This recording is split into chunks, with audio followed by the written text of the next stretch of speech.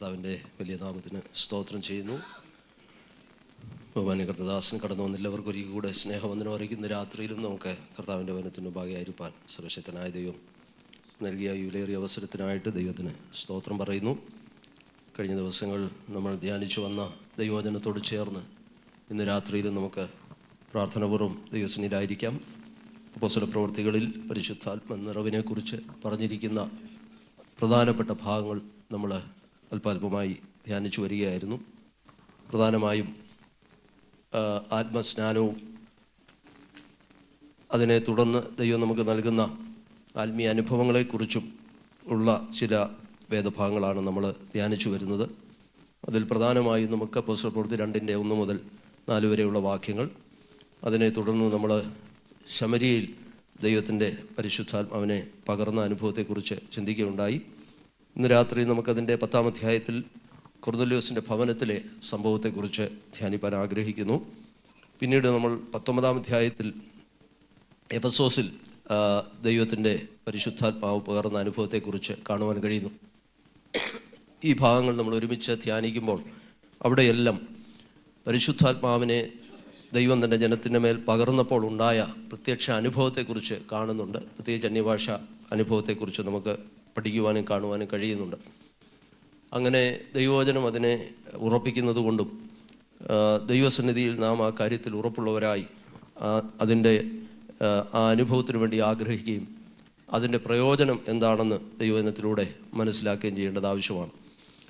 നമ്മൾ ധ്യാനിക്കുന്ന ഈ ദൈവവചനത്തിലൊക്കെ, അല്ലെങ്കിൽ നാം ശ്രവിക്കുന്ന ദൈവവചനത്തിലൊക്കെ എപ്പോഴും ചില പ്രായോഗികമായ വശങ്ങളുണ്ട്. അല്ലെങ്കിൽ പ്രായോഗികമായി നമ്മൾ മനസ്സിലാക്കേണ്ട, ജീവിതത്തിൽ പകർത്തേണ്ട ചില അനുഭവങ്ങളെക്കുറിച്ചും ഈ ദൈവവചന ചിന്ത നമ്മെ സഹായിക്കുന്നുണ്ട്. നമ്മളൊരു പ്രസംഗം കേൾക്കുമ്പോൾ ആ തിരുവെഴുത്തിലെ ദൈവശാസ്ത്രപരമായ ആഴമായ ദൈവീയ കാര്യങ്ങൾ മനസ്സിലാക്കുമ്പോൾ തന്നെ എല്ലാ തിരുവെഴുത്തും നമ്മുടെ ഡെയിലി ലൈഫിനെ, പ്രായോഗിക ജീവിതത്തെ സ്പർശിക്കുന്ന അനുഗ്രഹീതമായ ഭാഗങ്ങൾ ഇവിടെയെല്ലാം നമുക്ക് കാണുവാൻ സാധിക്കുന്നുണ്ട്. ദൈവത്തിന് സ്തോത്രം. അത് ദൈവവചനത്തിൻ്റെ ഒരു പ്രത്യേകതയും കൂടെയാണ്. പൗലോസിൻ്റെ ദൈവശാസ്ത്രം നമ്മൾ പഠിക്കുമ്പോൾ പ്രത്യേകിച്ച് എസ്കറ്റോളജി അല്ലെങ്കിൽ വരാനിരിക്കുന്ന കാര്യങ്ങളെക്കുറിച്ചുള്ള ആ കാര്യങ്ങൾ പറഞ്ഞിരിക്കുന്നിടത്തെല്ലാം നിങ്ങൾ ശ്രദ്ധിച്ചാൽ യേശു ക്രിസ്തുവിൻ്റെ മടങ്ങിവരവിനെക്കുറിച്ച് പറഞ്ഞിരിക്കുന്ന കാര്യങ്ങളെല്ലാം പറയുന്ന പാസേജിനോട് ചേർന്ന് തന്നെ ഇമ്മീഡിയറ്റായിട്ട് ഇപ്പോൾ നിങ്ങൾ ചെയ്യേണ്ട കാര്യം എന്താണെന്ന് പറയുന്നുണ്ട്. അത് പൗലോസിൻ്റെ എസ്കറ്റോളജിയുടെ ഒരു പ്രത്യേകതയാണ്. വരാനിരിക്കുന്ന കാര്യങ്ങൾ പറയുന്നു, കർത്താവിൻ്റെ പ്രത്യക്ഷതയെക്കുറിച്ച് പറയുന്നു, നമ്മുടെ രൂപാന്തരത്തെക്കുറിച്ച് പറയുന്നു, സ്വർഗീയ അനുഭവങ്ങളെക്കുറിച്ച് പറയുന്നു. അതെല്ലാം എവിടെല്ലാം പ്രസ്താവിക്കുന്നുണ്ടോ നിങ്ങൾ ആ വേദഭാഗം എടുത്ത് നോക്കിയാൽ ഇമ്മീഡിയറ്റായിട്ട് അടുത്ത വാക്യത്തിൽ നമ്മൾ അടുത്ത നിമിഷം എന്ത് ചെയ്യണമെന്നും കൂടെ പൗലോസ് പറയുന്നുണ്ട്. ദാറ്റ് മീൻസ് നമ്മൾ ഈ പ്രത്യാശയോടെ ജീവിക്കുമ്പോൾ തന്നെ നമ്മുടെ പ്രായോഗിക ജീവിതത്തിൽ ചെയ്യേണ്ട ചില കാര്യങ്ങളൂടെ പറഞ്ഞാണ് പൗലോസ് അത് അവസാനിപ്പിക്കുന്നത്. ദൈവത്തിന് സ്തോത്രം.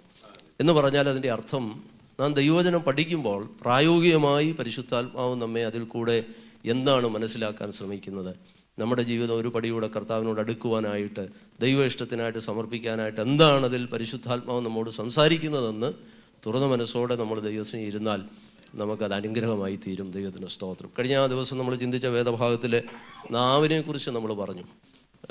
നാവ് ഒരു ചെറിയ അവയവമാണെങ്കിലും അത് വലിയ ദോഷം ചെയ്യുന്നതാണ്. അപ്പം നമ്മൾ ദൈവവചനം കൈകാര്യം ചെയ്യുന്നവരും പഠിക്കുന്നവരും പാടുന്നവരും ഒക്കെ ആണെങ്കിലും നമ്മുടെ ദൈനംദിന ജീവിതത്തിൽ നമ്മുടെ നാവിനെ സൂക്ഷിക്കണമെന്നുള്ള ആ സന്ദേശം ഇതിനിടയിലെല്ലാം നമുക്ക് കാണുവാൻ സാധിക്കുന്നുണ്ട്. നമ്മൾ അവസാനിപ്പിച്ചത് എനിക്ക് തോന്നുന്നു ആ ചിന്തയാണ്. ദൈവത്തിന് സ്തോത്രം. നമ്മുടെ നാവിനെ നമുക്ക് നിയന്ത്രിക്കാനായിട്ട് സാധിക്കണം. പരിശുദ്ധാത്മാവെന്നുള്ള വലിയ വിഷയം നമ്മൾ പഠിക്കുകയും അതിൻ്റെ ദൈവശാസ്ത്രപരമായ അല്ലെങ്കിൽ അതിൻ്റെ പ്രത്യക്ഷ അനുഭവത്തെക്കുറിച്ചൊക്കെ നമ്മൾ മനസ്സിലാക്കുകയും ഒക്കെ ചെയ്യുന്നത് ഏറ്റവും അനുഗ്രഹപ്രദമാണെങ്കിലും പലപ്പോഴും നമുക്കത് പ്രായോഗിക ജീവിതത്തിൽ കൊണ്ടുവരാൻ സാധിക്കാതെ തടസ്സമായി നിൽക്കുന്ന പല കാര്യങ്ങളുണ്ട്. അതിൽ പ്രധാനപ്പെട്ട ഒന്ന് മനുഷ്യൻ്റെ നാവ് തന്നെയാണ്. നാവിനെക്കുറിച്ച് ബൈബിളിൽ ഒത്തിരി കാര്യങ്ങൾ പറയുന്നുണ്ട്.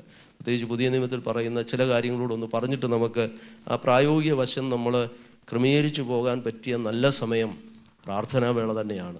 പ്രത്യേകിച്ച് ഉപവാസത്തിലിരിക്കുമ്പോഴൊക്കെ അത് നമ്മൾ ദൈവസന്നിധിയിൽ പറയുകയും പ്രാർത്ഥിക്കുകയും ചെയ്യേണ്ടത് വളരെ ആവശ്യമാണ്. ഒരുപക്ഷെ പുതിയ നിയമത്തിലെ ഏറ്റവും പ്രാക്ടിക്കലായിട്ടുള്ള ഒരു എപ്പിസൽ എന്ന് പറയുന്നത്, ലേഖനം എന്ന് പറയുന്നത് യാക്കോബിൻ്റെ ലേഖനമാണ്. നമുക്കറിയാം, നമ്മൾ ആ ഭാഗം അന്ന് വായിച്ചില്ല. യാക്കോബിൻ്റെ ലേഖനം ഒരു അധ്യായം മുഴുവനും നാവിനെക്കുറിച്ചാണ് പറയുന്നത്. ഒന്ന് രണ്ട് കാര്യങ്ങൾ പറഞ്ഞിട്ട് നമുക്ക് അപ്പോസ്തലപ്രവൃത്തി 10-ാം അധ്യായമാണ് നമ്മുടെ ഇന്നത്തെ ചിന്താവിഷയം. ഞാൻ പറഞ്ഞല്ലോ 4 പ്രധാന അനുഭവങ്ങൾ അപ്പോസ്തലപ്രവൃത്തിയിൽ നിന്ന് പരിശുദ്ധാത്മാവ് പകർന്ന സന്ദർഭത്തെക്കുറിച്ച് ചിന്തിക്കുവാനാണ് നമ്മൾ ആഗ്രഹിക്കുന്നത്. അവിടെ നടന്ന ദൈവപ്രവൃത്തി എന്താണെന്ന്, പരിശുദ്ധാത്മാവ് എങ്ങനെ ഒരു വ്യക്തിയിൽ അല്ലെങ്കിൽ ഒരു സമൂഹത്തിൻ്റെ മേൽ വരുന്നു, അതിൻ്റെ ഫലങ്ങൾ എന്താണ് എന്നുള്ളതാണ് നമ്മുടെ ചിന്താവിഷയം. എന്നാൽ ഇതിനിടയ്ക്ക് പ്രായോഗികമായി നമ്മൾ തിരിച്ചറിയേണ്ട 1-2 കാര്യങ്ങൾ നാവിനെക്കുറിച്ച് പറഞ്ഞതുകൊണ്ട് യാക്കോബിൻ്റെ ലേഖനം 3-ാം അധ്യായത്തിലേക്ക് നമുക്ക് ഓടി വരാം. അവിടെ നമുക്കതിൻ്റെ 1 മുതൽ ചില വാക്യങ്ങളൊന്ന് വായിച്ചാട്ടെ. ആ ആ ഒരുപക്ഷെ അധ്യായം മുഴുവനും നാവിനെക്കുറിച്ച് പറയുന്ന ചില കാര്യങ്ങളാണ്. എന്നാൽ ആത്മീയ ജീവിതത്തിൽ മനസ്സിലാക്കിയ ചില കാര്യങ്ങൾ ഓർപ്പിച്ച് ഞാൻ അത് അവസാനിപ്പിക്കുക. നമ്മൾ ഒത്തിരി കാര്യങ്ങൾ അതിനെക്കുറിച്ച് പറഞ്ഞതാണ്. 5-ാം വാക്യം ഞാനൊന്ന് ഓർപ്പിച്ചു. 5-ാം വാക്യം, ചെറിയ അവയവമെങ്കിലും വളരെ വമ്പ് പറയുന്നു. അടുത്തത്, കുറഞ്ഞ തീ എത്ര വലിയ കാട് കത്തിക്കുന്നു. നാവും ഒരു തീ തന്നെ. 6-ാം വാക്യം എല്ലാവരും ശ്രദ്ധിക്കണം. ഞാൻ പറഞ്ഞല്ലോ, ചെറിയ കാര്യങ്ങളാണെങ്കിലും അതിൻ്റെ അനന്തരഫലം, മുമ്പേ ഞാൻ പറഞ്ഞ പോലെ നമുക്ക് എന്തും ചെയ്യാനുള്ള പൗലോസ് കൊരിന്ത്യലേഖനത്തിൽ പറഞ്ഞ കൊരിന്ത്യരുടെ മുദ്രാവാക്യം ഞാൻ പറഞ്ഞു, സകലത്തിലും എനിക്ക് കർത്തവ്യമുണ്ട്. All things are lawful unto me. എല്ലാ കാര്യങ്ങളും ചെയ്യാനുള്ള സ്വാതന്ത്ര്യമുണ്ട്. അന്നുണ്ടെങ്കിൽ ഇന്നും എല്ലാ മനുഷ്യർക്കും ഉണ്ട്. പക്ഷേ അനന്തര ഫലം കൂടെ ചിന്തിക്കുന്നവരാണ് ദൈവമക്കൾ. നമ്മൾ ചെയ്യുന്ന കാര്യത്തിൻ്റെ അനന്തര ഫലം കൂടെ ചിന്തിച്ചേ നമ്മൾ ചെയ്യാവൂ, അല്ലെങ്കിൽ അങ്ങനെ ചെയ്യുന്നവരാണ് നാം. അതുകൊണ്ട് ചെറിയ കാര്യമാണെങ്കിലും അതിൻ്റെ അനന്തര ഫലം എന്താണ്? ഇവിടെ നോക്കിയേ, നാവും ഒരു തീ തന്നെ.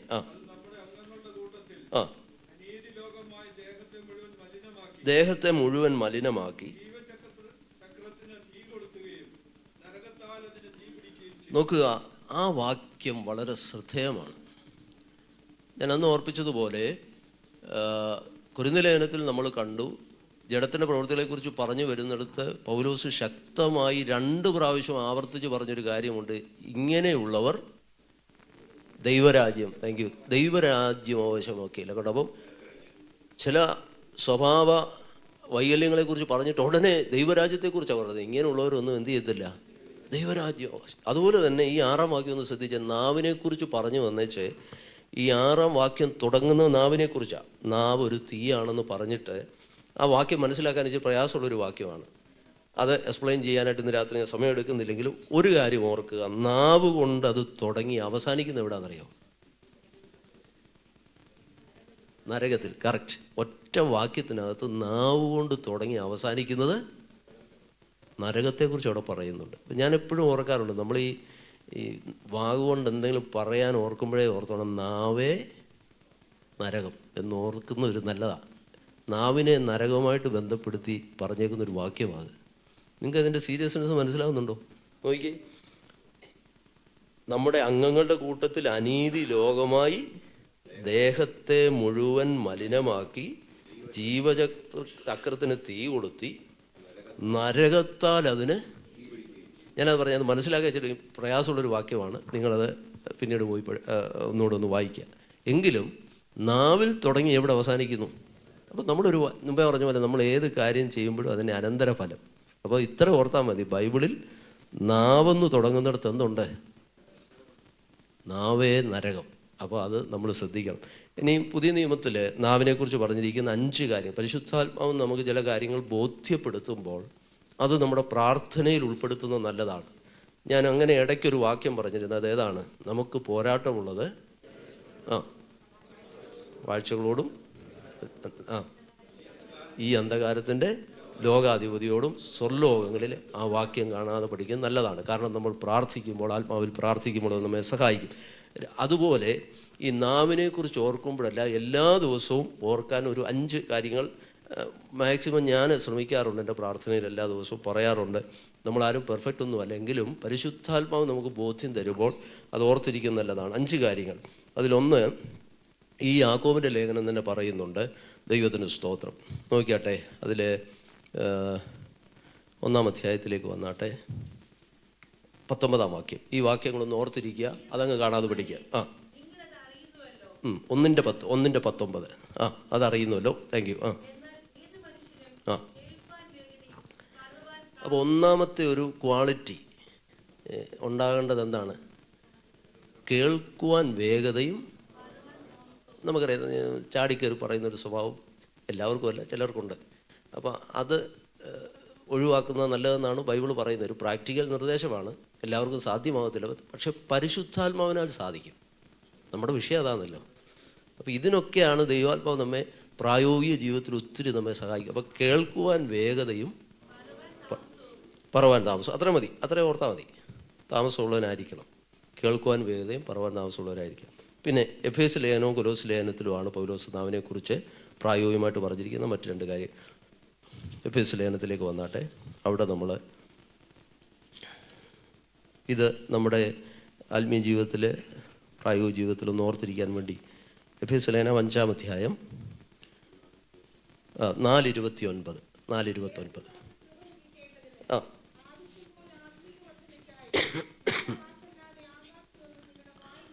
ആ വാക്യവും നിങ്ങൾക്ക് കാണാൻ അറിയാമെന്ന് എനിക്ക് തോന്നുന്നു. അതും നല്ലൊരു വാക്യമാണ്. കേൾക്കുന്നവർക്ക് കൃപ ലഭിക്കേണ്ടതിന് ആവശ്യം പോലെ സംസാരിക്കാം കേട്ടോ. നമ്മൾ സംസാരിക്കരുതെന്നൊന്നും ദൈവം പറയുന്നില്ല, പക്ഷേ ആവശ്യം പോലെ സംസാരിക്കാം. പക്ഷേ എങ്ങനെയായിരിക്കണം അത്? ആത്മീയ വർധനയ്ക്കായി നല്ല വാക്കല്ലാതെ ആകാത്തതൊന്നും നിങ്ങളുടെ വായിൽ നിന്ന്, ഇതിന് പരിശുദ്ധാത്മാവിൻ്റെ സഹായം ആവശ്യമല്ലേ? ആണോ? അപ്പോൾ ഇത് നമ്മൾ ഓർത്തിരിക്കുക. കർത്താവേ എന്നെ സഹായിക്കണമേ, കേൾക്കുന്നവർക്ക് കൃപ ലഭിക്കേണ്ടതിന് ആവശ്യം പോലെ ആത്മീയ വർധനയ്ക്കല്ലാതെ നല്ല വാക്കല്ലാതെ ആവാത്തതൊന്നും. 5:4 വാക്യം. വിശുദ്ധന്മാർക്ക്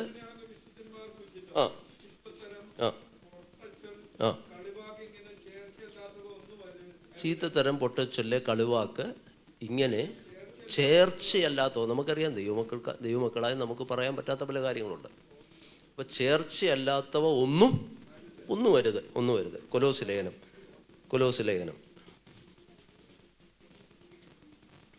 കൊലോസ് ലേഖനത്തിൽ നമ്മൾ വരുമ്പോൾ അവിടെ നമ്മൾ വായിക്കുന്നത് എന്താണ്? അതിൻ്റെ 4:6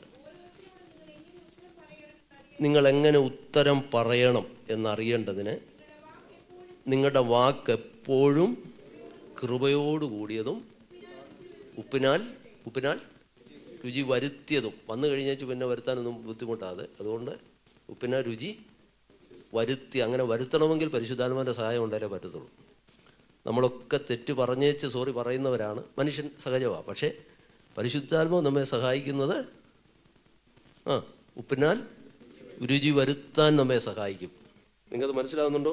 ഇത്രയൊക്കെ പ്രാക്ടിക്കലായിട്ട് ബൈബിൾ നമ്മളോട് പറഞ്ഞു തരുന്നത് എന്തിനാണ്? നമ്മുടെ വാക്കുകളെക്കുറിച്ച് ഇത്രയും കാര്യങ്ങൾ പറയണമെങ്കിലേ എന്തെങ്കിലും കാര്യങ്ങൾ അതിനകത്തില്ലേ? ഒത്തിരി കാര്യം അതിനകത്തുണ്ട് ദൈവമക്കളെ. പഴയ നിയമം പുതിയ നിയമം ഒരുപോലെ പഠിച്ചാൽ നമ്മുടെ വാക്ക്, യാക്കോബ് പറയുന്നുണ്ട്, നമ്മുടെ ദേഹത്തെ മലിനമാക്കുമെന്ന്. നരകം കൊണ്ടായിരിക്കും ചിലപ്പോൾ അത് അവസാനിക്കുന്നതെന്ന് പറയുന്നുണ്ട്. നമ്മുടെ വാക്ക് ബന്ധന കാരണമാകാമെന്ന് പറയുന്നുണ്ട്. നാവിൻ്റെ മേൽ ദൈവം ശക്തി വെച്ചിട്ടുണ്ടെന്ന് പറയുന്നുണ്ട്. നാവ്, ജീവനും മരണവും നാവിലുണ്ടെന്ന് പറയുന്നുണ്ട്. അങ്ങനെ ഒത്തിരി കാര്യങ്ങളുണ്ട് ബൈബിളിൽ. അതുകൊണ്ടാണ് ഇത് പ്രായോഗികമായി നമ്മുടെ ആത്മീയ ജീവിതത്തിൽ മനസ്സിലാക്കേണ്ട ഒരു കാര്യം. ഇനി സദൃശവാക്യത്തിൽ ഒത്തിരി വാക്യങ്ങളുണ്ടെങ്കിൽ ഒരു വാക്യം കൂടെ, 5 കാര്യങ്ങളാണ് നമ്മളിപ്പോൾ പറഞ്ഞത്. എൻ്റെ ശ്രദ്ധയിൽ അല്ലെങ്കിൽ ആത്മീയ ജീവിതത്തിൽ ഏറ്റവും അതിൻ്റെ കോറായിട്ടുള്ള ചില വാക്യങ്ങൾ മാത്രം. 10:19 തോന്നുന്നു, ഒന്ന് വായിച്ചേ. വാക്ക് പെരുകിയാൽ.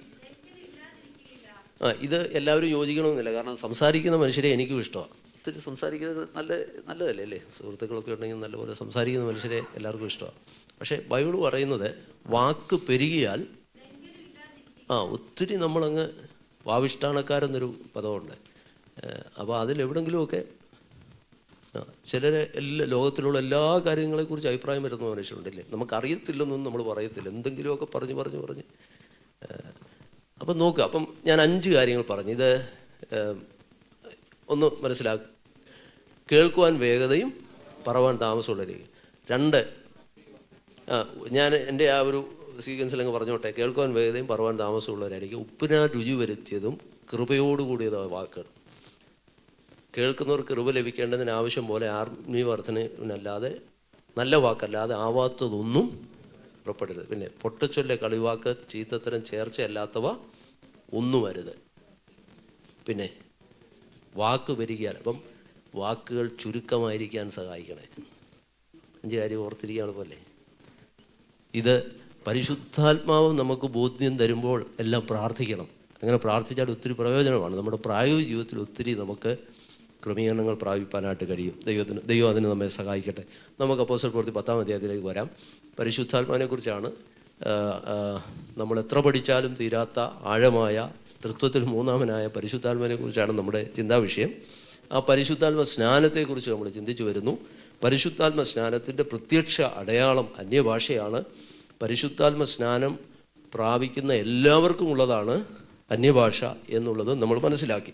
അതിന് തെളിവായി തിരുവെഴുത്തിൽ പറഞ്ഞിരിക്കുന്ന 4 പ്രധാന ഇൻസിഡൻറ്റ്, അപ്പോസ്തല പ്രവൃത്തി 2-ാം അധ്യായം കൂടെ ചേർത്താൽ 4 പ്രധാന ഇൻസിഡൻറ്റ്, 2-ാം അധ്യായത്തിൽ, 8-ാം അധ്യായത്തിൽ, 10-ാം അധ്യായത്തിൽ, 19-ാം അധ്യായത്തിൽ, ഇങ്ങനെയുള്ള വേദഭാഗങ്ങളിലെല്ലാം ആത്മസ്നാനം ഉണ്ടായെടുത്ത് അവർ അന്യഭാഷകളിൽ സംസാരിച്ചു എന്ന് നമുക്ക് ഗ്രഹിക്കാനായിട്ട് കഴിയും. ഇതിൽ ഒരു വ്യക്തിയുടെ അനുഭവം കൂടെ നമ്മൾ ചിന്തിച്ചു. 9-ാം അധ്യായത്തിൽ അത് ശൗലിനെ കുറിച്ചാണ്. ശൗലിൻ്റെ മാനസാന്തരത്തിന് ശേഷം അവൻ ആത്മപൂർണനായി എന്ന് അവിടെ എഴുതിയിട്ടുണ്ട്. ദൈവത്തിന് സ്തോത്രം. പിന്നീട് കൊരിന്ത്യ ലേഖനം 14-ാം അധ്യായത്തിൽ പൗലോസ് തൻ്റെ അനുഭവത്തെക്കുറിച്ച് പറയുന്നിടത്ത്, നിങ്ങളെല്ലാവരിലും അധികം ഞാൻ അന്യഭാഷയിൽ സംസാരിക്കുന്നത് കൊണ്ട് ദൈവത്തെ മഹത്വപ്പെടുത്തുന്നു എന്നും തൻ്റെ അനുഭവം പറഞ്ഞ് ഓർപ്പിക്കുന്ന ഭാഗവും നമ്മൾ കാണുന്നുണ്ട്. 10-ാം അധ്യായത്തിലേക്ക് വരുമ്പോൾ ഇവിടെ ചരിത്രപരമായി വളരെ പ്രാധാന്യമർഹിക്കുന്ന ഒരു സംഭവമാണ് 10-ാം അധ്യായം. എന്താണ്? അതുവരെയും യഹൂദന്മാരുടെ ഇടയിൽ മാത്രം സുവിശേഷം അറിയിച്ചുകൊണ്ട് സഞ്ചരിച്ച അപ്പോസ്തലന്മാർ, നിങ്ങൾ ഭൂലോകമൊക്കെയും പോയി സകല സൃഷ്ടിയോടും സുവിശേഷം പറയണമെന്ന് കർത്താവ് പറഞ്ഞെങ്കിൽ അവരുടെ ചിന്തയിൽ ഇത്രയേ ഉള്ളായിരുന്നു, ഭൂലോകത്തുള്ള എല്ലാ യഹൂദരോടും പോയി പറയണം. അത്രേ അവർക്ക് അറിയത്തുള്ളായിരുന്നു. അല്ലെങ്കിൽ അത്രേ അവർ ചിന്തിച്ചുള്ളൂ. യഹൂദന്മാർക്ക് വെളിയിൽ ഈ സുവിശേഷം കൊണ്ട് ചെല്ലുന്നതിനെക്കുറിച്ച് അവർക്ക് ഒട്ടും ചിന്തിക്കാൻ പോലും കഴിയത്തില്ലായിരുന്നു. എന്ന് പറഞ്ഞാൽ അന്ന് ആ റേഷ്യൽ ഡിസ്ക്രിമിനേഷൻ വളരെ വലുതായിരുന്നു. യഹൂദന്മാരെ സംബന്ധിച്ച് ജാതികളുമായി യാതൊരു നിലയിലും ഇടകലരുവാനായിട്ട് അവരുടെ പ്രമാണം അവരെ അംഗീകരിക്കുന്നില്ലായിരുന്നു. അപ്പം അത്രമാത്രം ജാതീയമായ വേർതിരിവുള്ള, അല്ലെങ്കിൽ ദൈവവചനപ്രകാരം അവരെ മറ്റു രീതിയിലല്ല, വചനം അവരോട് അങ്ങനെ അവിടെ പഠിപ്പിച്ചിരുന്നത്. പഴയ നിയമത്തിൽ ഒരു ജാതിയോട് അല്ലെങ്കിൽ ജാതീയമായ ആചാരങ്ങളോടൊന്നും ചേർന്ന് പോകാൻ ഒരു യഹൂദന് ഒരു കാരണവശാലും സാധ്യമല്ല.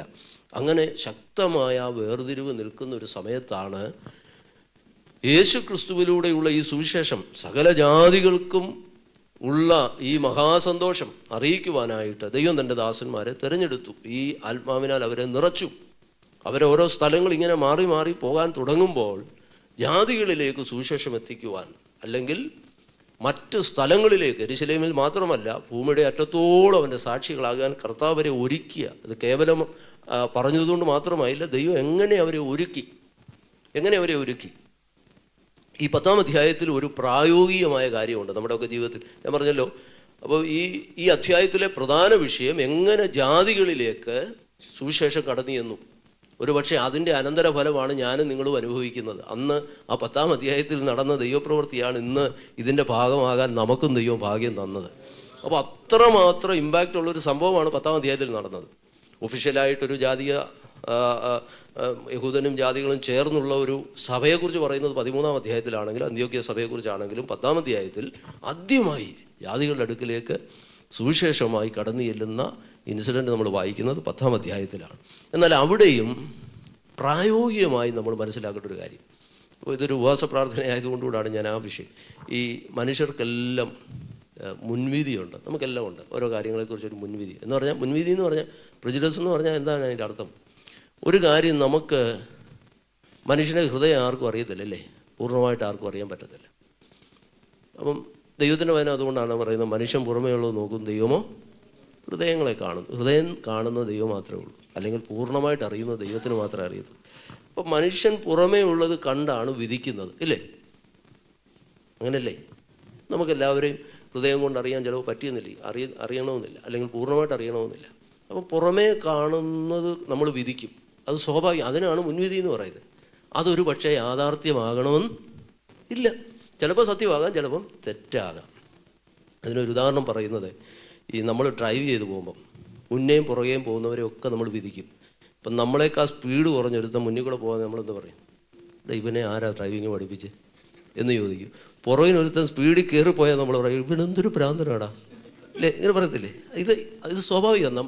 ജീവിതത്തിലും ഇങ്ങനെ തന്നെയാണ്. നമ്മുടെ മുമ്പേ പോകുന്നവരെ നമ്മൾ വിധിക്കും, പുറകെ വരുന്നവരെ നമ്മൾ വിധിക്കും. അത് മുൻവിധി എന്നാണ് പറയുന്നത്. അതെല്ലാ മനുഷ്യർക്കും ഉള്ളതാണ്. അത് നമ്മൾ ഏത് വിഷയം എടുത്ത് നോക്കി, ആത്മീയ വിഷയത്തിൽ നമ്മൾ സ്വാഭാവികമാണ്. പക്ഷേ അത് ഈ മുൻവിധി പലപ്പോഴും നമ്മെ ആത്മീയ ജീവിതത്തിൽ പുറകോട്ട് കൊണ്ടുപോകാൻ സാധ്യതയുണ്ട്. അപകടകരമായ ഒരു കാര്യമാണത്. ദൈവസന്നിധിയിൽ ഈ മുൻവിധിയെ നമ്മൾ അതിജീവിക്കണം. ദൈവസന്നിധി വരുമ്പോൾ അത് ഈ അധ്യായത്തിലെ ഒരു പ്രാക്ടിക്കൽ ലെസണാണ്. ഈ 10-ാം അധ്യായത്തിൽ നിങ്ങളത് വായിക്കുമ്പോൾ മനസ്സിലാവും. നമ്മൾ ദൈവശാസ്ത്രപരമായിട്ടും പരിശുദ്ധാത്മാവിനെ കുറിച്ച് പഠിക്കുന്നെങ്കിലും പ്രാക്ടിക്കലി ചില കാര്യങ്ങളോട് ഈ വചനത്തിൽ നിന്നൂടെ മനസ്സിലാക്കുന്നതല്ല.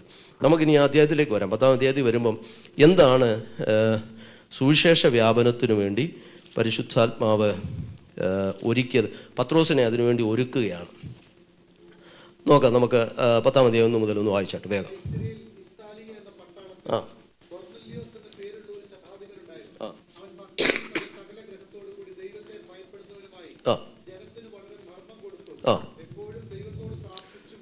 കൊർന്നല്യോസിനെ കുറിച്ച് നമുക്കറിയാം. നമുക്ക് ആ ഇൻസിഡൻറ്റ് അറിയാവുകൊണ്ട് ഞാൻ വേഗം പറഞ്ഞങ്ങ് അവസാനിപ്പിക്കട്ടെ. കൊർന്നല്യോസ് ഒരു റോമൻ പടയാളിയാണ്, അല്ലെങ്കിൽ റോമൻ പടയാളി എന്ന് മാത്രമല്ല ശതാധിപനാണ്, ഒരു കമാൻഡറാണ്. ഇദ്ദേഹം ഭക്തനായൊരു മനുഷ്യനായിരുന്നു. അതൊരു ജനറൽ ടേമാണെന്നാണ് പൊതുവേ പണ്ഡിതന്മാർ പറയുന്നത്. അതായത് ഒരു ദൈവവിശ്വാസി, നമുക്കറിയാം, ഒരു ഭക്തനായ മനുഷ്യനെന്ന് പറയുന്നതിന് ഒരു ജനറൽ ടേമിലാണ് ഉപയോഗിച്ചിരിക്കുന്നത്. പ്രാർത്ഥിക്കുകയും ധർമ്മം കൊടുക്കുകയൊക്കെ ചെയ്യുന്നൊരു ഭക്തനായ മനുഷ്യൻ. അദ്ദേഹം യഹൂദ മതം സ്വീകരിച്ചിരുന്ന ആളാണെന്ന് ചിലർ വാദിക്കുന്നുണ്ട്. പക്ഷേ അങ്ങനെ ഒരു തെളിവ് അവിടെ ഇല്ല. അങ്ങനെ ജാതികളിൽ നിന്ന് യഹൂദ മതം സ്വീകരിച്ചു വരാനെന്ന് അവകാശം ഉണ്ടായിരുന്നു. അങ്ങനെ വന്നവരാണെന്ന് പറയുന്നുണ്ട്. എന്നാൽ അങ്ങനെയല്ല. ആ ഭാഗം പഠിക്കുമ്പോൾ അദ്ദേഹം ഒരു ഭക്തനായ മനുഷ്യൻ. ഇദ്ദേഹത്തിൻ്റെ അടുക്കൽ ഈ കൊർന്നല്യോസിൻ്റെ കുടുംബത്തെ ദൈവം തിരഞ്ഞെടുക്കുകയാണ്. ദൈവം അങ്ങനെ തിരഞ്ഞെടുക്കുന്നതിൻ്റെ കാരണം എന്താണെന്ന് ചിലർ ചോദിക്കാറുണ്ട്. ദൈവം ചില കുടുംബങ്ങളെ തിരഞ്ഞെടുക്കുന്നു.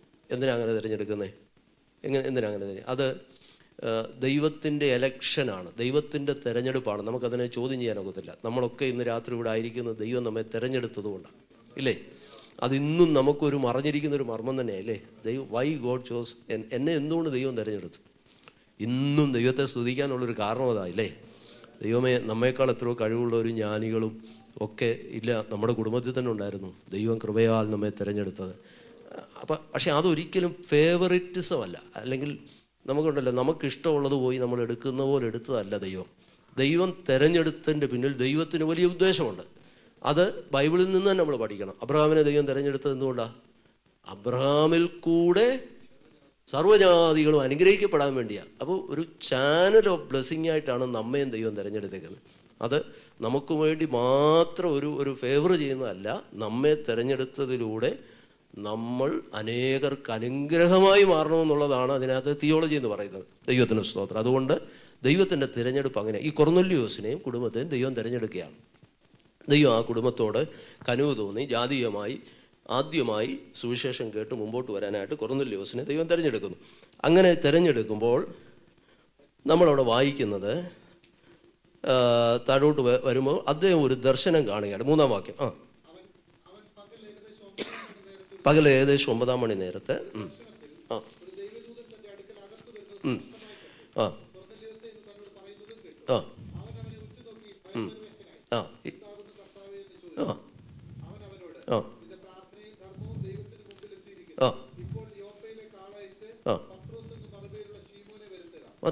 ഒരു ശീമോനെ കുറിച്ചുള്ള ഒരു വിശദീകരണമൊക്കെ കൊടുക്കുകയാണ്. യോപ്പ എന്ന് പറയുന്ന സ്ഥലം 10-30 മൈൽ അകലെയാണ് ഈ സ്ഥലവും ഇത് തമ്മിൽ. അത്രയും ദൂരത്തൊരു സ്ഥലത്ത് ശീമോൻ എന്ന് പറഞ്ഞ ഒരാൾ പാർക്കുന്നുണ്ട്. അവൻ തോൽക്കൊല്ലൻ എന്ന് പറഞ്ഞാൽ തോല് പണിക്കാരനായ, മൃഗങ്ങളുടെ തോലെടുത്ത് ഉപയോഗ വസ്തുവാക്കി തോല് പണി ചെയ്യുന്ന ഒരാളുടെ വീട്ടിൽ താമസിക്കുകയാണ്. അങ്ങനെ ഒരു അഡ്രസ്സ്. അപ്പം നമ്മൾ ചോദിക്കും, ആ അഡ്രസ്സ് മതിയായിരുന്നു, കാരണം അങ്ങനെ ഒരാളെ കണ്ടുപിടിക്കാൻ അത് മതിയായിരുന്നു. അങ്ങനെ തോൽക്കൊല്ലനായ ശീമോൻ എന്നൊരുവനോടുകൂടെ പാർക്കും. അതിൻ്റെ വീട് കടൽപ്പുറത്താണ്. ഇത്രയും അഡ്രസ്സ് അവിടെ കൊടുക്കുന്നുണ്ട്. അവനോട് സംസാരിച്ച് ദൂതൻ പോയ ശേഷം 2 പേരെ ഒരു പടയാളിയെ വിളിച്ച് ഇതെല്ലാം വിവരിച്ച് പറഞ്ഞിട്ട് യോപ്പയിലോട്ട് അയക്കുകയാണ്. നോക്കുക, ഇതാണ് ആ സംഭവം. വളരെ മനോഹരമായൊരു സംഭവമാണ്. ദൈവം പ്രവർത്തിക്കുന്ന വിധങ്ങളെക്കുറിച്ചുള്ള ഒരു വിശദീകരണം കൂടെ. ഈ സമയത്ത് പത്രോസ് എന്ത് ചെയ്യുകയാണ്?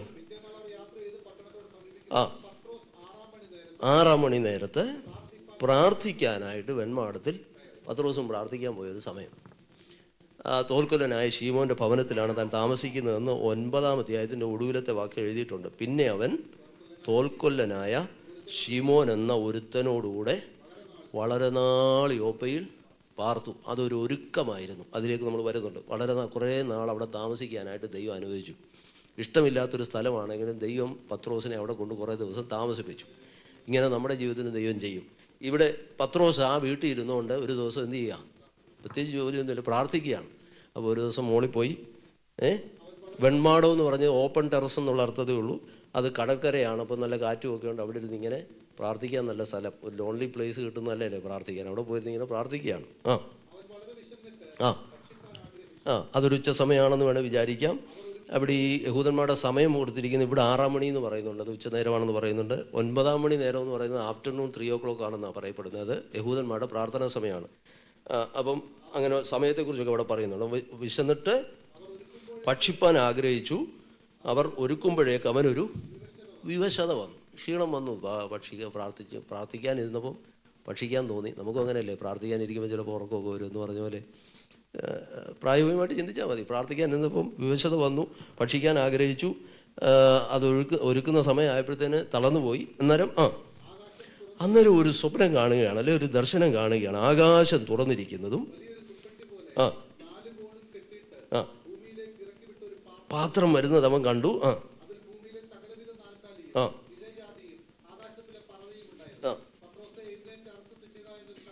ഇത് ശ്രദ്ധിക്കണേ, നമ്മുടെ ജീവിത ശൈലിയുമായിട്ട് ബന്ധപ്പെട്ട അല്ലെങ്കിൽ ജീവിത സാഹചര്യവുമായി ബന്ധപ്പെട്ടായിരിക്കും ചിലപ്പോൾ ഈ ദർശനമൊക്കെ തരുന്നത്. വിശന്നിരിക്കുന്ന ഒരാൾക്കൊരു ഒരു ഒരു തിന്നുന്ന സാധനത്തെക്കുറിച്ച് ഒരു ദർശനം കിട്ടിയാൽ നമ്മളെന്തായിരിക്കും വിചാരിക്കുന്നത്? അങ്ങനെയല്ലേ ഇവിടെ കൊടുത്തത്. ദൈവം ഇടപെടുന്നു നോക്കി.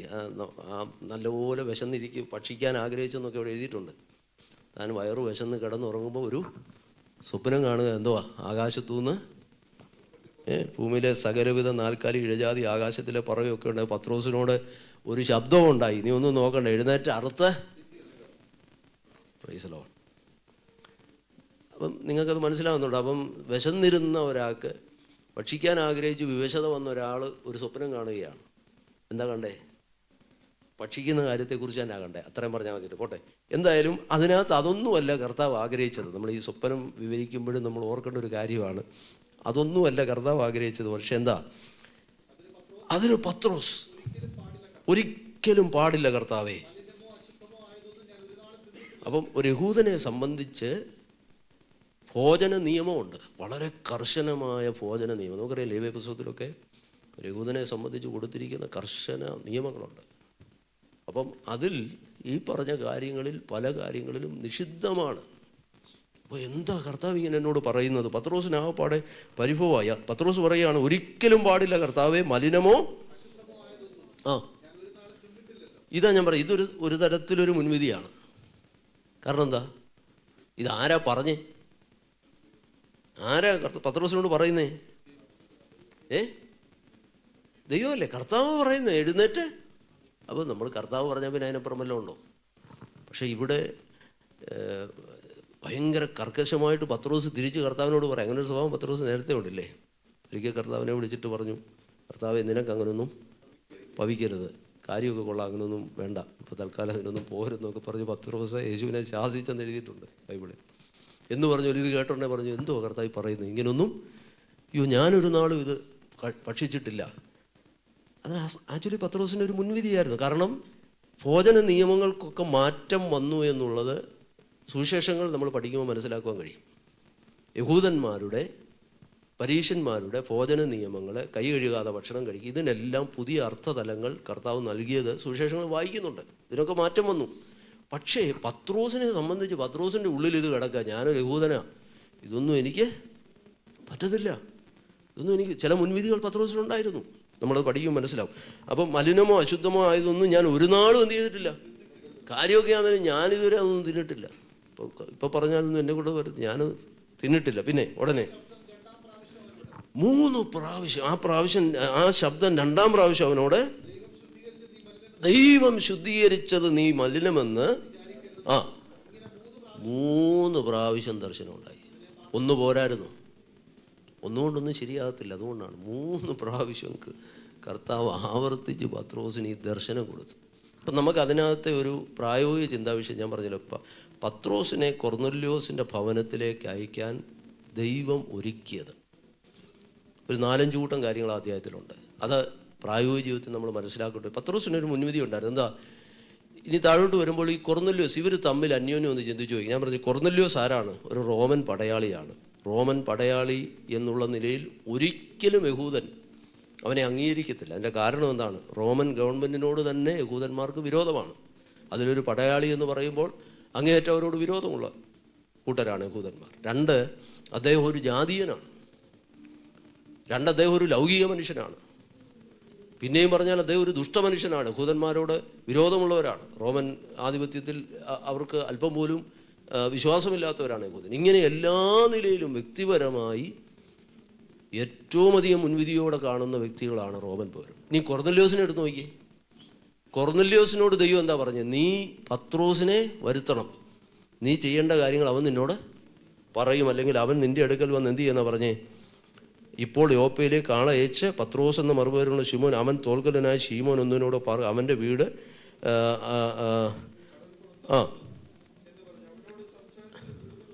അപ്പം ഈ പത്രോസിൻ്റെ അടുക്കൽ പോയി അവനെ വരുത്തണം, അവൻ നിന്നോട് പറയും കാര്യങ്ങൾ, അല്ലെങ്കിൽ സുവിശേഷം പറയും. അപ്പം ഈ കൊർന്നല്യോസ് ചിന്തിക്കുക, ഞാനൊരു പടയാളി, ഒരു റോമൻ പടയാളി എന്ന് പറഞ്ഞാൽ അന്ന് റോമൻ സിറ്റിസൺഷിപ്പ് എന്ന് പറയുമ്പോൾ അന്ന് നിലവിലുള്ള എല്ലാ സ്ഥലത്തും സഞ്ചരിക്കുകയും വിദ്യാസമ്പന്നരുമാണ് റോമൻ പൗരന്മാർ. ശീമോൻ ആരാ?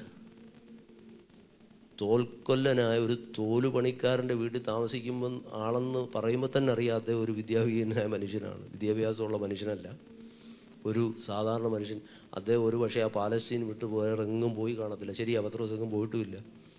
ഇത്രയും ലോകപരിചയവും ജ്ഞാനമുള്ള ഞാനൊരു പത്രോസ് എന്ന് പറയുന്ന ഒരാളെ വിളിച്ചു വരുത്തി അവനിൽ നിന്ന് കേൾക്കാനോ, ഇനി ഒരു യഹൂദനിൽ നിന്ന് പഠിക്കാനാണെങ്കിൽ എനിക്ക് അവരുടെ മതകോടതിയായ സൻഹദ്രീൻ സംഘത്തിലെ ഒരാളെ എനിക്ക് വിളിക്കാം. ജ്ഞാനിയായ പരീശനായ ഭക്തനായ മനുഷ്യരെ എനിക്ക് വിളിച്ച് അവരിൽ നിന്ന് പഠിക്കാൻ അവസരമുണ്ടല്ലോ എന്ന് കൊർന്നല്യോസ് ചിന്തിച്ചു പോയിരുന്നെങ്കിൽ ഇവർ 2 പേരും തമ്മിൽ കണ്ടുമുട്ടത്തില്ലായിരുന്നു, ദൈവപ്രവൃത്തി അവിടെ നടക്കത്തില്ല. ഞാൻ പറഞ്ഞ മനസ്സിലാകുന്നുണ്ടോ? ഇതെല്ലാം മുൻവിധിയോട് ബന്ധപ്പെട്ട് വരുന്ന. പോട്ടെ, നമുക്ക് ആ വിഷയമില്ല, മടങ്ങി വരട്ടെ. എന്നാൽ ദൈവം കൊർന്നല്യോസിനോട് ഇടപെടുകയാണ്. നീ തോൽക്കൊല്ലനായ ശീമോൻ്റെ ഭവനത്തിൽ പാർക്കുന്ന പത്രോസിനെ വരുത്തണം, കേഫാവിനെ വരുത്തണം. പത്രോസിനോട് പറയുകയാണ്, നീ ഇത് അറുത്ത് തിന്നുക. അതിൻ്റെ അത് കണ്ടു, ആ ദർശനമൊക്കെ കണ്ട് അടുത്ത വാക്യം നമ്മൾ വായിക്കുന്നത് എങ്ങനെയാണ്? എന്തായിരിക്കുമെന്ന് പത്രോസ് ഉള്ളിൽ ചഞ്ചലിച്ചുകൊണ്ടിരിക്കുമ്പോൾ കൊർന്നല്യോസ് ശീമോൻ്റെ വീട് ചോദിച്ചുകൊണ്ട് വരികയാണ്. അത് എന്തായിരിക്കും എന്നിങ്ങനെ ചഞ്ചലിച്ചുകൊണ്ടിരിക്കുമ്പോൾ തന്നെ ആളുകൾ വരുന്നു. നമുക്ക് സംഭവം അറിയാം. ആ വന്ന ആളുകൾ ഇതൊക്കെ വിശദീകരിച്ചു കൊടുത്തപ്പോൾ നമ്മൾ വായിക്കുന്ന താഴോട്ട് വായിച്ചു വരുമ്പോൾ അവിടെ കാണുന്നത് ഇങ്ങനെ 23-ാം വാക്യം. നമുക്ക് വേഗം ഭാഗം അവസാനിപ്പിക്കുക. 23. ദൈവമക്കളെ, ആ വാക്യം ശ്രദ്ധിക്കണം. അവൻ അവരെ അകത്തു വിളിച്ച്, ജാതികളെ അവരോട് ഇടകലരാനും പാടില്ല, ഒരുമിച്ച് സഹവാസം ചെയ്യാൻ ഒരിക്കലും അനുവദിക്കാത്ത പത്രോസ് ഈ ദർശനം കണ്ടപ്പോൾ തനിക്ക് മാറ്റമുണ്ടായി. അവരെ കാര്യം എനിക്ക് മനസ്സിലായി, ഇതെല്ലാം ഒരു ദൈവത്തിൻ്റെ ഇടപാടാണ്.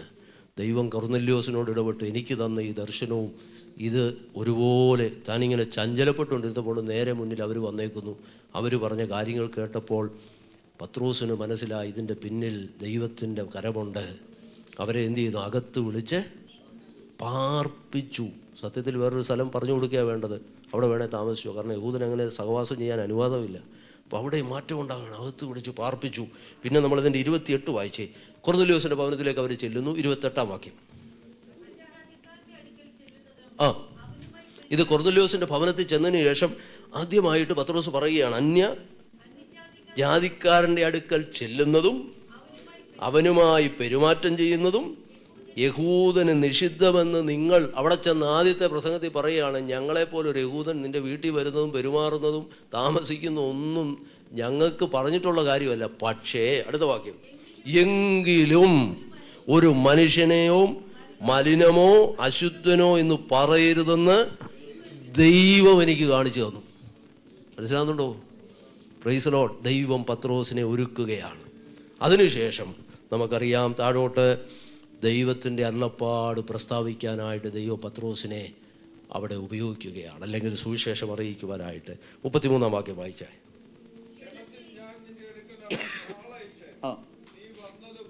നീ വന്നത് ഉപകാരം.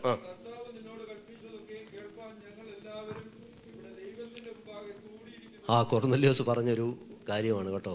വാസ്തവത്തിൽ ഒരു ദൈവവചന ശുശ്രൂഷയിൽ അടങ്ങിയിരിക്കേണ്ട 3 കാര്യങ്ങൾ അതിനകത്തുണ്ട്, പ്രായോഗികമായിട്ടുള്ള 3 കാര്യങ്ങൾ. എത്ര മനോഹരമായൊരു സന്ദർഭം അതെന്ന് നോക്കിയേ. കൊർന്നല്യോസ് പറയുകയാണ്, നീ വന്നത് ഉപകാരം, കർത്താവ് നിന്നോട് കൽപ്പിച്ചതൊക്കെയും കേൾപ്പാൻ ഞങ്ങളെല്ലാവരും ഇവിടെ എന്ന് പറഞ്ഞാൽ അവിടെ പ്രസംഗകർ ഒരുക്കമുള്ളവനായിരിക്കുന്നു, കേൾവിക്കാർ ഒരുക്കമുള്ളവരാണ്, ദൈവത്തിൻ്റെ മുമ്പിൽ അവരിയ്ക്കുന്നു, ഞങ്ങളോട് സംസാരിക്കണം. ഇതാണ് വാസ്തവത്തിൽ ഒരു വചന ശുശ്രൂഷയുടെ 3 അടിസ്ഥാന ഘടകം. 1, കേൾവിക്കാരൊരുങ്ങിയിരിക്കണം, പ്രസംഗകനും ഒരുങ്ങിയിരിക്കണം, ദൈവത്തിൻ്റെ മുമ്പിലായിരിക്കുന്നതെന്നുള്ള ബോധവും വേണം. ഇല്ലേ? അങ്ങനെയല്ലേ പറഞ്ഞത്? ഞങ്ങളെല്ലാവരും ഇവിടെ ദൈവത്തിൻ്റെ മുമ്പാകെ കൂടിയിരിക്കുന്നു. അങ്ങനെ പറഞ്ഞിടത്ത് പരിശുദ്ധാത്മാവ് പകരപ്പെട്ടു. 44-ാം വാക്യം, നമ്മുടെ വിഷയം എവിടെയാണ് കിടക്കുന്നത്? 44. ഈ വാക്കുകളെ പത്രോസ് പ്രസ്താവിക്കുമ്പോൾ തന്നെ. എന്താ അങ്ങനെ പറയാൻ കാരണം എന്നറിയോ? അതിനെക്കുറിച്ച് വേദപണ്ഡിതന്മാർ പറയുന്നത് പുള്ളിയുടെ പ്രസംഗം അവസാനിപ്പിക്കാൻ പറ്റിയില്ല. എല്ലാ പോയിന്റും 5 പോയിന്റ് ഉണ്ടെന്നിരിക്കട്ടെ, അതിൽ 2 പോയിന്റ് പറഞ്ഞപ്പോഴേ അവിടെ പരിശുദ്ധാത്മാവ് വന്നു. പ്രസംഗത്തിൻ്റെ പോയിൻ്റൊന്നും അവസാനിപ്പിച്ചില്ലേലും ആത്മപകർച്ച ഉണ്ടാകുന്നതാണ് അനുഗ്രഹം. അങ്ങനല്ലേ? നോക്കി, അവിടെ പറഞ്ഞിരിക്കുന്ന ഈ വാക്കുകളെ പത്രോസ് പ്രസ്താവിക്കുമ്പോൾ തന്നെ വചനം കേട്ട എല്ലാവരുടെ മേലും പരിശുദ്ധാത്മാവ് വന്നു. അപ്പം ഇതാണ് ശരിക്കുമുള്ള ദൈവവചന ശുശ്രൂഷ എന്ന് പറയുന്നത്. പ്രസംഗകനൊരുങ്ങുക, കേൾവിക്കാരൊരുങ്ങുക, ദൈവത്തിന് മുമ്പാകെ ഇരിക്കുക, പരിശുദ്ധാത്മാവ് പകരപ്പെടുക. Praise the Lord. ഇതാണ് പുതിയ നിയമസഭയ്ക്കുള്ള വചന ശുശ്രൂഷ എന്ന് പറയുന്നത്. അങ്ങനെ പരിശുദ്ധാത്മാവിൻ്റെ പകർച്ച നമ്മളുണ്ടായാൽ അത് നമ്മുടെ ജീവിതത്തിൽ അനുഭവമാകും. ആ ദൈവവചന ശുശ്രൂഷ നമുക്ക് അനുഗ്രഹത്തിന് കാരണമായി തീരും. എന്നിട്ട് നമ്മുടെ വിഷയം അവിടെ അങ്ങനെ പരിശുദ്ധാത്മാവിനെ ആദ്യമായി ജാതികളുടെ മേൽ പകരപ്പെട്ടപ്പോൾ അവരെന്ത് ചെയ്തു? ഇവിടെ അന്യഭാഷ എടുത്തു പറഞ്ഞിട്ടുണ്ട്. 8-ാം അധ്യായത്തിൽ നമ്മൾ പറഞ്ഞു, ശീമോൻ കണ്ടാറെ, കാണത്തക്ക നിലയിൽ അവിടെ എന്തോ സംഭവിച്ചെന്നേ അവിടെ എഴുതിയിട്ടുള്ളൂ. പക്ഷെ ഇവിടെ അന്യഭാഷയെ എടുത്തു പറയുന്നുണ്ട്. അന്യഭാഷയിൽ ഇവിടെ നമ്മൾ ശ്രദ്ധിക്കേണ്ടത് 2-ാം അധ്യായത്തിൽ ഉള്ളതുപോലെ കാറ്റോ തീയോ ഒന്നും ഇവിടെ ഉണ്ടായില്ല. അത് നമ്മൾ മനസ്സിലാക്കേണ്ടത് പുതിയ നിയമസഭയ്ക്ക് ആദ്യമായി സഭയുടെ ഇനാഗുറേഷൻ നടക്കുന്ന 2-ാം അധ്യായത്തിലാണ്. പരിശുദ്ധാത്മാവ് ആദ്യമായി ഇറങ്ങി വരുന്നത് 2-ാം അധ്യായത്തിലാണ്. അതുകൊണ്ടാണ് കൊടിയ കാറ്റും അഗ്നിജാലം പോലെ പിളർന്നിരിക്കുന്ന യുണീക്കായിട്ടുള്ള ചില സംഭവങ്ങൾ 2-ാം അധ്യായത്തിൽ ഉണ്ടായെങ്കിൽ പിന്നീടുള്ള ഭാഗങ്ങളിലൊന്നും ആ സംഭവങ്ങൾ ആവർത്തിച്ചിട്ടില്ല. പക്ഷേ അന്യഭാഷ തുടർന്നുകൊണ്ടേ ഇരുന്നു എന്നുള്ളതിൻ്റെ ഒരു തെളിവൂടെയാണിത്. ദൈവത്തിന് സ്തോത്രം. അത് നമ്മൾ മനസ്സിലാക്കുക. അപ്പോൾ ഇവിടെ പറയുന്നു, പരിശുദ്ധാത്മാവ് അവരുടെ മേൽ വന്നപ്പോൾ അവർ അന്യഭാഷയിൽ, 45, അവർ അന്യഭാഷകളിൽ സംസാരിക്കുന്നതും ദൈവത്തെ മഹത്വീകരിക്കുന്നതും കേൾക്കയാൽ. അത് ഈ കർത്താവിൻ്റെ സ്തോത്രം. അപ്പം അന്യഭാഷ, പരിശുദ്ധാത്മ സ്നാനമുണ്ടാകുമ്പോൾ അതിൻ്റെ പ്രത്യക്ഷ അടയാളം എന്താണ്? അന്യഭാഷയിൽ സംസാരിക്കുക. അന്യഭാഷ നമുക്ക് ദൈവം തരും. അന്യഭാഷ ഉച്ചരിച്ചു, ആത്മാവ് അവർക്ക് ഉച്ചരിക്കുവാൻ നൽകിയതുപോലെ. അത് നമ്മുടെ ഭാഷയല്ല, ആത്മാവ് അവർക്ക് ഉച്ചരിപ്പാൻ നൽകിയതുപോലെ. അത് മറ്റൊരു ഭാഷയാകാം, അത് തിരിച്ചറിയാൻ കഴിയുന്ന ഭാഷയാകാം, തിരിച്ചറിയാൻ കഴിയാത്ത ഭാഷയാകാം. കൊരിന്ത്യർ ലേഖനത്തിൽ വരുമ്പോൾ മനുഷ്യരുടെ ഭാഷയുണ്ട്, ദൂതന്മാരുടെ ഭാഷയുണ്ട്. ഞാൻ മനുഷ്യരുടെ ഭാഷയിലും ദൂതന്മാരുടെ ഭാഷയിൽ സംസാരിച്ചാലും എന്നവിടെ പറയുന്നുണ്ട്. അപ്പോൾ മനുഷ്യരുടെ ഭാഷയുണ്ട്, ദൂതന്മാരുടെ ഭാഷയുണ്ട്, ദൂതന്മാർ കമ്മ്യൂണിക്കേറ്റ് ചെയ്യുന്നുണ്ട്. അപ്പോൾ ദൈവം പരിശുദ്ധാത്മാവ് ഉച്ചരിക്കാൻ നൽകിയതുപോലെ, നമ്മൾ ചുമ്മാതെ പറയുന്നതല്ല, നൽകിയതുപോലെ അന്യഭാഷകളിൽ സംസാരിച്ചു തുടങ്ങിയെന്നാണ് 2-ാമത്തെ. അപ്പം അന്യഭാഷ എന്ന് പറയുന്നത് പരിശുദ്ധാത്മ സ്നാനത്തോടുകൂടെ എല്ലാവർക്കും ലഭ്യമാവുന്ന കാര്യമാണ്. അതാണ് നമ്മളതിനകത്ത് പ്രധാനമായി പഠിക്കുന്നത്. ഇവിടെ ഞാൻ പറഞ്ഞല്ലോ, നമ്മുടെ മുൻവിധിയോട് ബന്ധപ്പെട്ട് 1-2 കാര്യം കൂടെ പറഞ്ഞിട്ട് നമുക്ക് ഈ ഭാഗത്തേക്ക് വരാം. ഞാൻ പറഞ്ഞു, പത്രോസിനെ വാസ്തവത്തിൽ നമ്മൾ മനസ്സിലാക്കേണ്ട ഒരു കാര്യം, എല്ലാ മനുഷ്യർക്കും മുൻവിധിയുണ്ട്. പത്രോസ് ഇത്രയൊക്കെ നമ്മൾ 2-ാം അധ്യായം തൊട്ട് വായിച്ചു വരുമ്പം പെന്തക്കോസ്ത് നാളിലെ പ്രസംഗം, അനേകം രക്ഷിക്കപ്പെടുന്നു. അതിനുശേഷം രോഗികളെ സൗഖ്യമാക്കുന്നുണ്ട്, മരിച്ച ആളെ ഉയർപ്പിക്കുന്നുണ്ട്, വലിയ അത്ഭുതങ്ങൾക്കൊക്കെ സാക്ഷ്യം വഹിച്ച് മുന്നോട്ട് വരുന്നു. എന്നാൽ ഈ 10-ാം അധ്യായത്തിലെന്ന് പറയുന്നത് റേഷ്യൽ ഡിസ്ക്രിമിനേഷനാണ്, വേർതിരിവ്. അതിനെ എങ്ങനെ, ആ ഒരു ചലഞ്ചിനെ നേരിടാനായിട്ട് പത്രോസിനെ ദൈവം ഒരുക്കുന്നത് ഒരു ദിവസം കൊണ്ടല്ല. ഞാൻ പറഞ്ഞല്ലോ, 9-ന്റെ അവസാനം നമ്മൾ വായിക്കുമ്പോൾ ഈ തോൽക്കൊല്ലനായ ശീമോൻ എന്ന് പറയുന്ന ആൾ ഒരു ക്രിസ്ത്യൻ ബ്രദറാണ്, ക്രിസ്തീയ വിശ്വാസിയായിരുന്നെന്നാണ് വിശ്വസിക്കപ്പെടുന്നത്. പക്ഷേ ആ വീട്ടിൽ പത്രോസിന് കുറേ നാൾ താമസിക്കേണ്ടി വന്നു. അത് വേദചിന്തകന്മാർ പറയുന്നത് അത് ഫസ്റ്റ് പ്രിപ്പറേഷനായിരുന്നു. ഇഷ്ടമില്ലെങ്കിലും പത്രോസിനെ കൊണ്ടുവന്ന് അവിടെ കർത്താവ് കുറേ ദിവസം താമസിപ്പിച്ചു. അതിൻ്റെ റീസണൊന്നും അവിടെ എഴുതിയിട്ടില്ലെങ്കിലും നമ്മൾ നമ്മുടെ ജീവിതമായിട്ട് ബന്ധപ്പെടുത്തി ചിന്തിച്ചാൽ മതി. ചില ഇഷ്ടമില്ലാത്ത ഇടത്തും സാഹചര്യങ്ങളൊക്കെ ദൈവം നമ്മളെ ആക്കുന്നത് ചിലത് പഠിപ്പിക്കാനാണ്, ചില മുൻവിധികളൊക്കെ മാറ്റാൻ വേണ്ടിയാണ്. Praise Lord. അത് നമ്മുടെ അനുഭവമല്ലേ എന്ന് പറഞ്ഞ പോലെ ഫസ്റ്റ് ഇൻസിഡൻ്റ് അതാ. അവിടം തുടങ്ങിയാണ് 10-ാം അധ്യായത്തിൽ അടുത്ത് നമ്മൾ കണ്ടത് എന്താണ്? ദർശനം കിട്ടുന്നു. 1 പ്രാവശ്യമല്ല 3 പ്രാവശ്യം. അപ്പോൾ ഒന്ന് തോൽക്കൊല്ലനായ ശിമോൻ്റെ വീട്ടിലെ താമസം. ഞാൻ പറഞ്ഞല്ലോ, മരിച്ച അല്ലെങ്കിൽ ചത്തുപോയ മൃഗങ്ങളുമായി ബന്ധപ്പെടുന്ന ഒരാളുമായിട്ട് ഒരു തരത്തിലും യഹൂദന് ബന്ധപ്പെടാൻ പറ്റത്തില്ല. അപ്പോൾ എല്ലാ ദിവസവും ചത്ത മൃഗങ്ങളോട് അതിൻ്റെ തോലെടുത്ത് ലെതറുണ്ടാക്കുന്ന ആളാണ് ഈ തോൽക്കൊല്ലനായ ശിമോൻ. ആ വീട്ടിൽ താമസിക്കുന്ന പോയിട്ട് അങ്ങനെയുള്ളവരുമായിട്ട് ഒരു തരത്തിലും സെറിമോണിയലായിട്ട് അവർ അശുദ്ധരാകും, പാടില്ല. പക്ഷേ ദൈവം അവനെ അവിടെ കൊണ്ട് താമസിപ്പിച്ചു, ഇഷ്ടമില്ലാത്തടത്ത് കൊണ്ട് താമസിപ്പിച്ചു. അത് ഒന്നാമത് അവൻ്റെ മുൻവിധി മാറ്റാനായിട്ട് ദൈവം ഒരുക്കിയ ഒരു വഴിയാണ്. 2, നമ്മൾ കാണുന്നത് എന്താണ്? ദർശനം. അത് 1 പ്രാവശ്യമല്ല 3 പ്രാവശ്യം ആവർത്തിച്ച് ദർശനം കൊടുത്തു. പിന്നെ നമ്മൾ കാണുന്നത് എന്താണ്? കൊർന്നല്യോസിൻ്റെ ഭവനത്തിൽ നിന്ന് ആളുകൾ വന്നപ്പോൾ പത്രോസിന് മനസ്സിലായടാ, ഇത് തന്നെ ദൈവം അവരെ സന്മനസ്സോട് അവരെ വിളിച്ച് വീട്ടിൽ പാർപ്പിക്കുന്നു. അങ്ങനെ പാർപ്പിക്കാൻ അനുവാദമില്ല, പാർപ്പിക്കും. ഇതെല്ലാം പടിപടിയായിട്ട് പത്രോസിനെ ദൈവം ഒരുക്കുകയായിരുന്നു. കൊർന്നല്യോസിൻ്റെ വീട്ടിൽ ചെന്ന് തൻ്റെ ആദ്യത്തെ പ്രസംഗം, അപ്പോഴും മനസ്സിരിപ്പുണ്ട്, ഞങ്ങൾക്ക് അന്യരുമായിട്ടൊന്നും ഇടപെടുന്നത് ശരിയല്ലെന്ന് നിങ്ങൾക്കറിയാം, പക്ഷേ ദൈവം എന്നെ മാറ്റി. ഇതല്ലേ നമ്മുടെ സാക്ഷിയില്ലേ, എന്തെല്ലാം നമ്മളെ ദൈവം മാറ്റിയിരിക്കുന്നു. സ്തോത്രം പറഞ്ഞില്ല നിങ്ങൾ? അപ്പം അവിടെയും പറയുകയാണ്, എനിക്കിങ്ങനെയൊക്കെയാണ്, പക്ഷേ എങ്കിലും ദൈവം എനിക്ക് ദർശനം തന്നെ എന്നെ മാറ്റി. എന്നിട്ട് കൊർന്നല്യോസിൻ്റെ വീട്ടിൽ ദൈവവചനമൊക്കെ പ്രസംഗിച്ചു, പരിശുദ്ധാത്മാവിനെ അവിടെ പകർന്നു, ജനം അന്യഭാഷയിൽ സംസാരിച്ചു, വലിയ ഉണർവുണ്ടായി. പിന്നെ ചരിത്രം അങ്ങനെ പോകുന്നെങ്കിൽ നിങ്ങൾക്കറിയാമോ, ഈ പത്രോസ് പിന്നെയും തെറ്റി. നമ്മുടെ ജീവിതത്തിൽ അങ്ങനെയല്ലേ? എത്രയോ പ്രാവശ്യം തെറ്റി, എഴുന്നേറ്റും വീണും ഒക്കെയാണ് നമ്മൾ, ഇല്ലേ? അങ്ങനെയല്ലേ? നിങ്ങളാരും അങ്ങനെ അല്ലാത്തതുകൊണ്ട് സ്തോത്രം. ഈ പത്രോസ് വീണ്ടും നമ്മൾ ഗലാത്യലേഖനം വായിക്കും, അതുകൊണ്ടൊന്ന് വായിച്ചേ, പറഞ്ഞു വിട്ടപ്പോൾ അതോട് പറയാതിരിക്കാൻ ഒക്കത്തില്ലല്ലോ. നമ്മളെയൊക്കെ ഇങ്ങനെയാണ് ദൈവം കറക്റ്റ് ചെയ്യുന്നതെന്ന് പറയാനായത് നിങ്ങളോട് പറയുന്നത് കേട്ടോ. ഇതൊക്കെ പ്രാക്ടിക്കൽ ലൈഫ് ഇങ്ങനെയാണ്. നമ്മൾ ആരും പെർഫെക്റ്റ് ഒന്നും. 2:11 വായിച്ചേ, ഗലാത്യർ 2:11. അന്ത്യോക്യ എന്ന് പറയുന്നത് പിന്നീട് വന്നതാണ്. ചരിത്രം പഠിക്കുമ്പോൾ 10-ാം അധ്യായം കഴിഞ്ഞ് 11 കഴിഞ്ഞ് 13 വരുമ്പോഴാണ് അന്ത്യോക്യ സഭയെക്കുറിച്ച് വായിക്കുന്നത്. അന്ത്യോക്യ സഭ ജാതികളും യഹൂദന്മാരും ഒരുപോലെ ചേർന്ന ഫസ്റ്റായിട്ടുള്ള ഒഫീഷ്യൽ ചർച്ച് അന്ത്യോക്യ സഭയാണ്. അവിടെ ജാതികളുമുണ്ട് യഹൂദന്മാരും ഉണ്ട്, രണ്ടുപേരും കൂടി ചേർന്ന് അനുഗ്രഹിക്കപ്പെട്ടൊരു സഭയാണ്. അപ്പോൾ കേഫാവ് അന്ത്യോക്യയിൽ വന്നാറേ ആ യാക്കോബിൻ്റെ അടുക്കൽ നിന്നും ചിലർ വരും മുമ്പേ എന്ന് പറഞ്ഞാൽ എന്താണെന്ന് നിങ്ങൾക്ക് മനസ്സിലാവുന്നുണ്ടോ? വേഗം ഞാൻ പറയാം. അതായത് യെരുശലേമിൽ നിന്ന് അപ്പോസ്തലന്മാർ, യാക്കോബിൻ്റെ ആൾക്കാരൊക്കെ വരുന്നതിന് മുമ്പ് വരെ ഈ പത്രോസ് അന്ത്യോക്യയിലുള്ള ആളുകളുമായിട്ടെല്ലാം വലിയ സ്നേഹമായിരുന്നു. എല്ലാവരും അവിടെ ഒരു വ്യത്യാസവും ഇല്ല, എല്ലാവരോടും ഒരുമിച്ച് ഭക്ഷണം കഴിക്കുക, വചന ശുശ്രൂഷയൊക്കെ ചെയ്തുകൊണ്ടിരുന്ന ഈ പത്രോസ് തിന്നുപോരുന്നു. പ്രത്യേകിച്ച് ഭക്ഷണം കഴിക്കുന്ന കാര്യം ഇവിടെ എഴുതിയിട്ടുണ്ട്. അവർ വന്നപ്പോൾ യെരുശലേമിൽ നിന്ന് യാക്കോബിൻ്റെ അടുക്കൽ നിന്ന് പറഞ്ഞാൽ യഹൂദന്മാർ മാത്രമുള്ള യെരുശലേമിലെ സഭയിൽ നിന്ന് അവർ വന്നു. യഹൂദ പാരമ്പര്യമുള്ളവരെല്ലാവരും ഇങ്ങോട്ട് വന്നു. വിശ്വാസികളാണ്, ദൈവമക്കളാണ്, അപ്പോസ്തലന്മാരാണ്. അവർ വന്നപ്പോൾ പരിച്ഛേദനക്കാരെ അഥവാ യഹൂദന്മാരെ പേടിച്ച് കണ്ടോ, ഇത് പിന്നീട് വന്നതാണ്. അപ്പം കൊർന്നല്യോസിൻ്റെ ഭവനത്തിൽ ദൈവം ദർശനവും കൊടുത്ത് ഇത്രയും മാറിയ ആള് അന്ത്യോക്യയിൽ വന്നപ്പം യഹൂദന്മാരെ അവിടെ എഴുതിയ ഒരു വാചകം ശ്രദ്ധിച്ചോ? പേടിച്ച്. നമ്മുടെ ജീവിതത്തിൽ എന്തെല്ലാം നമ്മൾ പേടിച്ചിട്ടുണ്ടല്ലേ? പേടിച്ചെന്തെല്ലാം ചെയ്തിട്ടുണ്ട്, ചെയ്യാതിരുന്നിട്ടുണ്ട്. പോട്ടെ, പേടിച്ചെന്ത് ചെയ്തെന്നാ വായിച്ചേ? ഭയപ്പെട്ട് പിൻവാങ്ങി നിന്നു. പിൻവാങ്ങി നിന്നെന്ന് പറയാൻ ഇപ്പം പറഞ്ഞു കാണും, എനിക്കിപ്പോൾ വിശക്കുന്നില്ലെന്നോ കഴിക്കുന്നില്ലെന്നോ ഒക്കെ പറഞ്ഞായിരിക്കും മാറി എന്ന് നമുക്കറിയത്തില്ല. എന്നിട്ട് ശ്രദ്ധിക്കണേ, അതിൻ്റെ അനന്തര ഫലം എന്താ? ശേഷം യഹൂദന്മാരും കപടം കാണിച്ചെന്ന് തന്നെയാണ് പരിശുദ്ധാത്മാവ് എഴുതി വെച്ചേക്കുന്നത്. കപടം കാണിച്ചു. കപടം കാണിച്ചു. നമ്മളൊരാൾ കൈയൊക്കെ കൊടുക്കുമ്പോൾ പ്രൈസിലോട് നമ്മൾ സ്ഥിരം അങ്ങ് പറയാറുണ്ട്, പ്രൈസ്തലോട് അല്ലേ? അതൊരു ശൈലിയായിട്ട് നമ്മുടെ ഇടയിൽ അങ്ങ് മാറിയിരിക്കുക. സ്നേഹം ഉണ്ടെങ്കിലും സന്തോഷം ഉണ്ടെങ്കിലും സങ്കടമാണെങ്കിലും പ്രൈസ്തലോടൊക്കെ പറയും.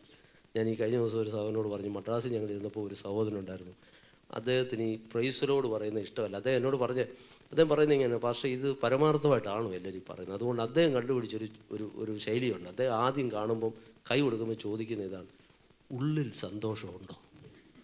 അദ്ദേഹം മരിച്ചു പോയോട്ടോ, ഞാൻ എപ്പോഴും അത് ഓർക്കും. നല്ലൊരു മനുഷ്യൻ. അദ്ദേഹം വിശ്വാസികളെല്ലാം കാണുമ്പോൾ ആദ്യം ചോദിക്കുന്നതിന് ഉള്ളിൽ സന്തോഷമുണ്ടോ? അപ്പം നമ്മുടെ സങ്കടം എന്തെന്ന് പറയും, അദ്ദേഹത്തിനോട് പ്രാർത്ഥിക്കുന്ന നല്ലൊരു മനുഷ്യനാണ്, ഭക്തനായ ഒരു മനുഷ്യനായിരുന്നു. അദ്ദേഹം പറഞ്ഞു, പക്ഷേ ഈ പ്രൈസിനോട് പറയുന്ന ഒരു ശൈലിയായിട്ടങ്ങ് മാറിയുകൊണ്ട് എനിക്ക് തോന്നി അതിനകത്ത് വലിയ പ്രൈസിനോട് പറയേണ്ടതെന്നല്ല, പ്രൈസിനോട് പറയണം, പക്ഷെ ഒരു സഹോദരനെയോ സഹോദരിയോ കാണുമ്പോൾ എന്ത് ചോദിക്കുക? ഉള്ളിൽ സന്തോഷമുണ്ട്. ഈ ചിരി എല്ലാവർക്കും പാസ്സാക്കാമല്ലോ, അതല്ലേ പുള്ളി ചോദിക്കുന്നത്. ഓട്ടെ, ഞാൻ പറഞ്ഞു വന്നു, ഇവിടെ പത്രോസ് എന്ത് ചെയ്തു? ഭയപ്പെട്ട് പിൻവാങ്ങി നിന്നു. അതിൻ്റെ പാപം എന്താണ് അവിടെ എഴുതിയിരിക്കുന്നത്? കപടം കാണിച്ചതുകൊണ്ട്. പരിശുദ്ധാത്മാവ് ഒരു അപ്പോസ്തലനെ കുറിച്ച് പറയുകയാണ്, കപടം കാണിച്ചതുകൊണ്ട് ബർന്നബാസ് പുതിയ നിയമസഭയിൽ നല്ല മനുഷ്യനെന്നൊരു സാക്ഷ്യം കിട്ടൊരു മനുഷ്യനാണ്. ആര്? അല്ലേ? ബർന്നബാസിനെ കുറിച്ച് പറയുന്നത് അവൻ നല്ല മനുഷ്യനും പരിശുദ്ധാത്മ പൂർണ്ണനുമായിരുന്നു. ഈ ബർന്നബാസ് പോലും അവരുടെ കപടത്താൽ. അപ്പോൾ അതിൻ്റെ ഇമ്പാക്റ്റ് എന്തുവാണെന്ന് നോക്കിക്കുക. പത്രോസ് ഒരു നേരം ആഹാരം കഴിച്ചില്ലെന്നുള്ളതാണ് അവിടുത്തെ വിഷയം, ശരിയല്ലേ? എന്തോ അവിടെ നടന്നേ? ഒരു നേരം അവരെല്ലാം കൂടെ വന്നപ്പോഴേ ആരാ? യാക്കോബിൻ്റെ അടുത്ത് നിന്ന് കുറച്ച് പേര് വന്നപ്പം പത്രോസ് പറഞ്ഞു, ഞാനിപ്പോൾ എന്ത് ചെയ്യുന്നില്ല, ഇത്രേ പറഞ്ഞുള്ളൂ. പക്ഷെ പരിശുദ്ധാത്മാവ് പറഞ്ഞു, നീ കപടം കാണിച്ചു. പിന്നെ ആ കപടം കാണിച്ചതുകൊണ്ട് ബർന്നബാസ് പോലും, പരിശുദ്ധാത്മാവ് ബർന്നബാസിൻ്റെ പേരെടുത്തു പറഞ്ഞു, ബർന്നബാസ് പോലും കപടത്താൽ തെറ്റിപ്പോകാനിട വന്നെന്ന് എഴുതിയിരിക്കുന്നത്. പോട്ടെ, നമ്മൾ ഈ പ്രായോഗിക കാര്യങ്ങളിലേക്ക് ഒത്തിരി പോയാൽ നമ്മുടെ സമയം മടങ്ങി വന്നേ. ഞാൻ പറഞ്ഞു വന്നതേ, എങ്കിലും അവിടെയും പത്രോസിനെ കറക്റ്റ് ചെയ്യാൻ ഒരാളുണ്ടായിരുന്നു. ആരായിരുന്നു? വായിച്ചോ എൻ്റെ അടുത്ത വാക്യം. ചൊവ്വായി നടക്കുന്നില്ലെന്ന് കണ്ടിട്ട് ഞാൻ എല്ലാവരും കേൾക്കേ കേഫാവിനോട് പറഞ്ഞു. മതി. അപ്പോൾ അവിടെയും ദൈവം അവനെ കറക്റ്റ് ചെയ്യാൻ ഒരാളെ ഒരുക്കി. നമ്മളെ അങ്ങനെ ദൈവം ഒരുക്കും. നമ്മളെ ദൈവം നമ്മളങ്ങ് വിധേയപ്പെടുത്തി കൊടുത്താൽ മതി. നമ്മുടെ മുൻവിധികളൊക്കെ ദൈവം മാറ്റും. ഞാനത് പറയാനാണ് പറഞ്ഞത്. മനസ്സിലാവുന്നുണ്ടോ? പത്രോസ് അങ്ങനെ തെറ്റിപ്പോയതുകൊണ്ട് അങ്ങനെ അങ്ങ് വിട്ടില്ല. പത്രോസ് പിന്നെയും ശക്തനായി കർത്താവിനോട്. അവിടെ പൗലോസിനെ ദൈവം ശക്തിയോട് എഴുന്നേൽപ്പിച്ചു. എന്തിനു വേണ്ടിയാണെന്നറിയാമോ? അഭിമുഖമായി എല്ലാവരും കേൾക്കെ പത്രോസിനെ എന്ത് ചെയ്തു? പത്രോസിനെ ശാസിച്ചു. ആര്? പൗലോസ്. കറക്റ്റ് ചെയ്തു. അപ്പം നോക്കുക. അപ്പം ഞാൻ പറഞ്ഞു വന്നത് കൊർന്നല്യോസിൻ്റെ സംഭവവുമായി ബന്ധപ്പെട്ട് 4-5 നിലകളിലാണ് പത്രോസിനെ ദൈവം ഒരുക്കിയെടുത്തത്. അപ്പം ആത്മീയരെന്ന് പറയുന്നവരുടെയിൽ മുൻവിധികളുണ്ടാകാം. നമ്മളതാ മനസ്സിലാക്കട്ടെ. നമ്മളാരും പെർഫെക്റ്റ് ഒന്നുമല്ല. എന്നാൽ മനസ്സൊരുക്കത്തോടെ ദൈവത്തിന് വിധേയപ്പെടുത്തി കൊടുത്താൽ എന്നെയും നിങ്ങളെയും ഒക്കെ പണിയുന്ന ഒരു കർത്താവുണ്ട്. നമ്മളെ തികഞ്ഞവരാക്കാൻ കഴിയുന്നൊരു കർത്താവ്. പരിശുദ്ധാത്മാവിനെ തന്നത് അതിനു വേണ്ടിയാണ്. ഞാൻ ഈ എക്സാമ്പിൾ പറഞ്ഞത് അതുകൊണ്ടാണ്. ദൈവമക്കളെ, നമ്മളിലൊക്കെ പല മുൻവിധികളുണ്ടാകാം, പലവിധമുള്ള ചിന്താഗതികളുണ്ടാകാം. എന്നാൽ ഈ ദിവസങ്ങളിൽ ഈ ഉപവാസ പ്രാർത്ഥനയിൽ ഞാൻ വിചാരിക്കുന്നു, നമ്മെ ദൈവം ഒരുക്കുന്നത് പരിശുദ്ധാത്മാവിനാൽ. എൻ്റെ മുൻവിധികളെ, എൻ്റെ ചിന്തകളെ ഒക്കെ ദൈവവചനത്തിന് അനുസൃതമായി ഒന്ന് ഒരുക്കിയെടുത്ത്, കർത്താവേ അങ്ങേക്കായി എന്നെ ഒന്ന് ആമേൻ ഒരുക്കിയെടുക്കണമെന്ന് ആര് പ്രാർത്ഥിക്കുന്നു, അവരിൽ ദൈവം ശക്തിയോടെ പ്രവർത്തിക്കും. അതാണ് നമുക്കവിടെ കാണുവാൻ കഴിയുന്നത്. അവിടെയും പത്രോസിനെ കറക്റ്റ് ചെയ്തു. പിന്നെയും ശക്തിയോടെ ദൈവരാജ്യത്തിന് വേണ്ടി നിൽക്കുവാൻ ദൈവം അവനെ ഒരുക്കുകയാണ്. ഞാൻ പറഞ്ഞു വന്നത് കൊർന്നല്യോസിൻ്റെ വിഷയവുമായി ബന്ധപ്പെട്ട് പത്രോസിനെ ഈ കാര്യങ്ങളൊക്കെ പറഞ്ഞ് ഒരുക്കിയെങ്കിലും പിന്നെയും പത്രോസിൻ്റെ ജീവിതത്തിൽ തെറ്റ് വന്നിട്ടുണ്ട്. ഇതുപോലെ നമ്മുടെ ജീവിതത്തിലൊക്കെ പലതിലും നമ്മൾ തെറ്റുന്നവരാണ്. എന്നാൽ ദൈവസന്നിധി ഇരിക്കുമ്പോൾ നമ്മെ ഒന്ന് വിധേയപ്പെടുത്തി കൊടുത്താൽ നമ്മുടെ മുൻവിധികളെ മാറ്റി നമ്മളെ തികവുള്ളവരാക്കി നടത്താൻ ദൈവത്തിന് കഴിയുമെന്ന് മാത്രമല്ല, മുമ്പേ ഞാൻ ഓർപ്പിച്ചതുപോലെ ചില സാഹചര്യങ്ങളിൽ നമുക്ക് ഇഷ്ടമില്ലാത്തടത്തൊക്കെ ദൈവമാക്കുന്നത് നമ്മെ പണിയാനാണ്, നമ്മുടെ മുൻവിധികളെ മാറ്റാനാണ്, ചില കാര്യങ്ങൾ നമ്മെ പഠിപ്പിക്കാനാണെന്ന് വിശ്വസിക്കുന്നവർ കർത്താവിനൊരു സ്തോത്രം പറഞ്ഞാട്ട് അതൊക്കെ നമ്മുടെ ജീവിതത്തിൽ ഉണ്ടാകാം. അതെല്ലാം കർത്താവ് ഈ ദിവസങ്ങളിൽ നമ്മെ പണിതെടുക്കുവാൻ, കർത്താവേ ചില പ്രതിബന്ധങ്ങൾ എൻ്റെ മുമ്പിൽ വരുന്നത്, ചില ഇഷ്ടമില്ലാത്തിടത്ത് തന്നെ ആക്കുന്നതിൻ്റെ ഒക്കെ പിന്നിൽ ദൈവത്തിനൊരു പദ്ധതിയുണ്ട്. ഹല്ലേലൂയ. നമ്മുടെ പ്രായോഗിക ജീവിതത്തിലൊക്കെ ദൈവം നമ്മെ, പരിശുദ്ധാത്മാവ് നമ്മെ പണിതുകൊണ്ടിരിക്കുന്നതിനാൽ ഞാൻ ദൈവത്തെ സ്തുതിക്കുന്നു. അപ്പോൾ ഇവിടെ കൊർന്നല്യോസിൻ്റെ ഭവനത്തിൽ നടന്ന ഈ സംഭവം നമ്മൾ കണ്ടു. അവിടെ അവർ പരിശുദ്ധാത്മാവിനാൽ നിറയപ്പെട്ടപ്പോൾ എന്ത് ചെയ്തു? അന്യഭാഷകളിൽ സംസാരിച്ചു. കർത്താവ് രണ്ടാമത്തെ നമ്മൾ അപ്പോസ്തലപ്രവൃത്തി 19-ാം അധ്യായം എഫെസോസിലെ വിഷയമാണ്. എഫെസോസിൽ നടന്ന ആ സംഭവം നമുക്ക്, നിങ്ങൾ വിശ്വസിച്ചിട്ട് പരിശുദ്ധാത്മാവിനെ പ്രാപിച്ചുവോ എന്ന് ചോദിക്കുന്ന ഇടത്ത് ദൈവവചനം പ്രസംഗിച്ചതായിട്ട് നമ്മൾ കാണുന്നുണ്ട്, ഉപദേശിച്ചതായിട്ട് കാണുന്നുണ്ട്. അവർ കൈവച്ചു, അവർ അന്യഭാഷയെ സംസാരിച്ചു. അന്യഭാഷയെ സംസാരിക്കുക മാത്രമല്ല, പ്രവചിച്ചു എന്നും കാണുവാൻ കഴിയുന്നുണ്ട്. ആത്മസ്നാനത്തിൻ്റെ ഭാഗമായി ഇതെല്ലാം അവിടെയും സംഭവിക്കുന്നത് നമുക്ക് കാണുവാനായിട്ട് കഴിയുന്നുണ്ട്. കർത്താവിനെ വെച്ചാൽ അടുത്ത ദിവസം നമുക്ക് ആ ക്ലാസ്സിലേക്ക് പോകാം. അതിൻ്റെ പ്രയോജനം എന്താണെന്ന് കൊരിന്ത്യ ലേഖനം കൂടെ കമ്പയർ ചെയ്ത് അടുത്ത ക്ലാസ്സുകളിൽ അത് പറഞ്ഞ് അവസാനിപ്പിക്കുവാൻ ആഗ്രഹിക്കുകയാണ്. ഇന്ന് രാത്രി ഞാൻ പറഞ്ഞല്ലോ, ഈ കൊർന്നല്യോസിൻ്റെ ഭവനത്തിൽ പകരപ്പെട്ട ദൈവാത്മാവ് അവരുടെ മുൻവിധികളെ മാറ്റി എന്ന് മാത്രമല്ല, ദൈവവചന കേൾവിക്കുള്ളൊരു നല്ല സന്ദർഭത്തെക്കുറിച്ച് നമ്മളവിടെ കണ്ടു. അത് മറ്റൊന്നുമല്ല, കേൾവിക്കാർ ഒരുക്കപ്പെടുന്നു, പ്രസംഗകൻ ഒരുക്കപ്പെടുന്നു. ആമേൻ. ജനം ദൈവത്തിന് മുമ്പാകെ വന്നിരിക്കുന്നു, പരിശുദ്ധാത്മ പകർച്ച അവിടെ ഉണ്ടാകുന്നു. ഇതാണ് ഒരു നല്ല എക്സാമ്പിൾ വചന ശുശ്രൂഷയ്ക്ക്. ഞാനും നിങ്ങളും ഈ ദിവസം ഒരുക്കത്തോടെ ദൈവത്തിന് ഇരിക്കുന്നല്ലോ. നമ്മൾ കേൾക്കുക മാത്രമല്ല, ദൈവം മുമ്പാകെ ഇരിക്കുന്നു എന്നുള്ള ബോധ്യത്തോടെ ഞാനും നിങ്ങളുമായിരുന്നാൽ പരിശുദ്ധാത്മാവ് നമ്മുടെ മേൽ പകരപ്പെടും. ആ ദൈവത്തിൻ്റെ ആത്മാവ് നമ്മുടെ മേൽ പകരപ്പെടുമ്പോൾ ഞാൻ ഓർപ്പിച്ചതുപോലെ ആമേൻ, ദൈവത്തിൻ്റെ പരിശുദ്ധാത്മാവിൻ്റെ നിറവിനാൽ അന്യഭാഷകളിൽ ദൈവത്തെ സ്തുതിക്കുന്നതും, അതുമാത്രമല്ല നമ്മുടെ പ്രായോഗിക ജീവിതത്തിൽ ദൈവം ആഗ്രഹിക്കുന്ന മാറ്റങ്ങൾ നമ്മുടെ ജീവിതത്തിൽ വരുത്തുവാൻ പരിശുദ്ധാത്മാവ് നമുക്ക് തുണ നിൽക്കും. 2 പ്രായോഗിക കാര്യങ്ങൾ ഇന്ന് രാത്രി ഞാൻ ഓർപ്പിച്ചു. ഒന്ന്, നമ്മുടെ നാവിനെ കുറിച്ചാണ്. കേൾക്കുന്നവർ കേൾക്കുവാൻ വേഗതയും പറവാൻ താമസമുള്ളവനായിരിക്കുക. ഉപ്പിനാ രുചി വരുത്തിയതും കൃപയോടുകൂടിയ വാക്കുകളായിരിക്കട്ടെ. പൊട്ടച്ചൊല്ലെ, കളിവാക്ക്, ചീത്തത്തര, ചേർച്ചയില്ലാത്ത ഒന്നും വരുത്.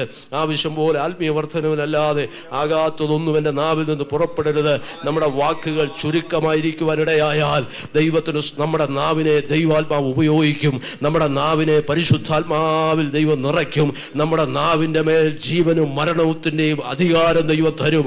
ആമേ. തുടർന്ന് ആത്മാവിൽ ആരാധിക്കുന്നതിൻ്റെ പ്രയോജനത്തെക്കുറിച്ച് ചിന്തിക്കുമ്പോൾ അവിടെ നമുക്ക് കാണുവാൻ കഴിയുന്നത്, നിന്റെ നാവിൻ്റെ മേൽ ദൈവം അധികാരങ്ങളെ തരും. ആമേൻ. ആത്മാവിൽ ആരാധിക്കുന്ന ദൈവമക്കൾക്ക് അധികാരങ്ങളുണ്ട്. അത് അന്ധകാര ശക്തികളോടുള്ള പോരാട്ടമാണെന്ന് ദൈവവചനം പറയുന്നെങ്കിൽ, ദൈവമക്കളെ ആ അനുഭവത്തിലേക്ക് എന്നെയും നിങ്ങളെ പണിയുന്ന ദിവസങ്ങളായി മാറട്ടെ. ഒരു നിമിഷം ഒന്ന് പ്രാർത്ഥിച്ചേ, കർത്താവേ, ഇത് വെറും ഒരു കേൾവിയായി മാത്രം പോകരുത്. ഈ ഉപവാസ പ്രാർത്ഥനയിൽ ദൈവത്തിൻ്റെ ആത്മാവിൻ്റെ ആഴങ്ങളിലേക്ക് ഇറങ്ങുന്ന ചില ദിവസങ്ങളാക്കി എൻ്റെ ജീവിതത്തിൽ മാറ്റണമേ.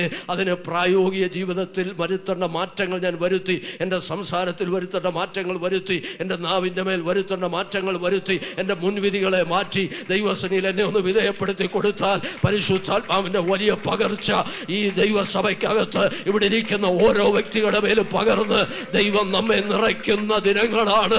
ദൈവത്തിൻ്റെ ആത്മാവ് നമ്മെ ശക്തീകരിക്കുന്ന ദിനങ്ങളാണ്. നമ്മുടെ സ്ഥിതികളെ മാറ്റുന്ന ദിനങ്ങളാണെന്ന് പരിശുദ്ധാത്മാവ് വ്യക്തമായിട്ട് ഓർപ്പിക്കുന്നു. ഇന്ന് രാത്രി അത് വിശ്വസിക്കുന്നവർ ശക്തിയോടെ ദൈവത്തിന് സ്തോത്രം ചെയ്യുക.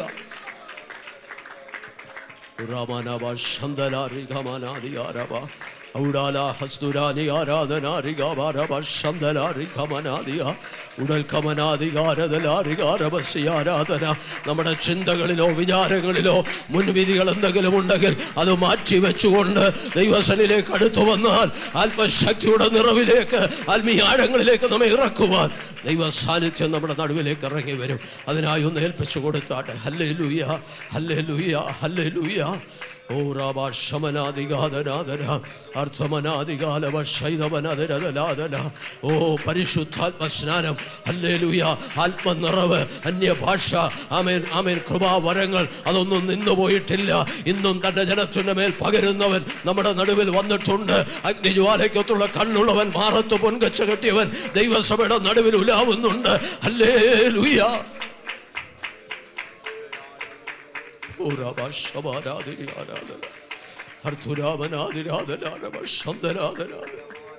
ദൈവമക്കളെ, ചിലരെങ്കിലും കരുതുന്നത് ഞാൻ പലരുടെയും വായിൽ നിന്ന് കേട്ടിട്ടുണ്ട്. ഒരു പാട്ട് പാടി അവസാനം ആ പ്രസംഗത്തിൻ്റെയോ അല്ലെങ്കിൽ ആ പാട്ടിൻ്റെയോ അവസാനം കൈയടിക്കുമ്പോൾ ഉണ്ടാകുന്ന ഒരു വിഭ്രാന്തിയായിട്ടോ അല്ലെങ്കിൽ ഒരു വികാരത്തള്ളലായിട്ടൊക്കെ ഇതിനെ നിസ്സാരമായി കരുതുന്നവരും പറയുന്നവരും ഒക്കെ ഞാൻ കേട്ടിട്ടുണ്ട്. എന്നാൽ പരിശുദ്ധാത്മാവ് ഒരു വികാരമൊന്നുമല്ല.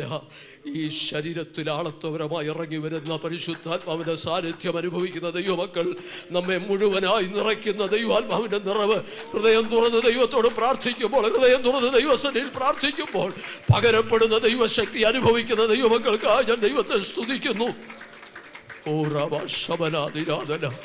മനസ്സൊന്ന് തുറന്ന് ദൈവത്തോട് പ്രാർത്ഥിച്ചാട്ട്, മനസ്സൊന്ന് തുറന്ന് ദൈവത്തോടൊന്ന് പ്രാർത്ഥിച്ചാട്ട്. നമ്മെ നിറയ്ക്കുന്നവൻ, നമ്മെ അഭിഷേകം ചെയ്യുന്നവൻ, നമ്മെ ശക്തീകരിക്കുന്ന കർത്താവ്.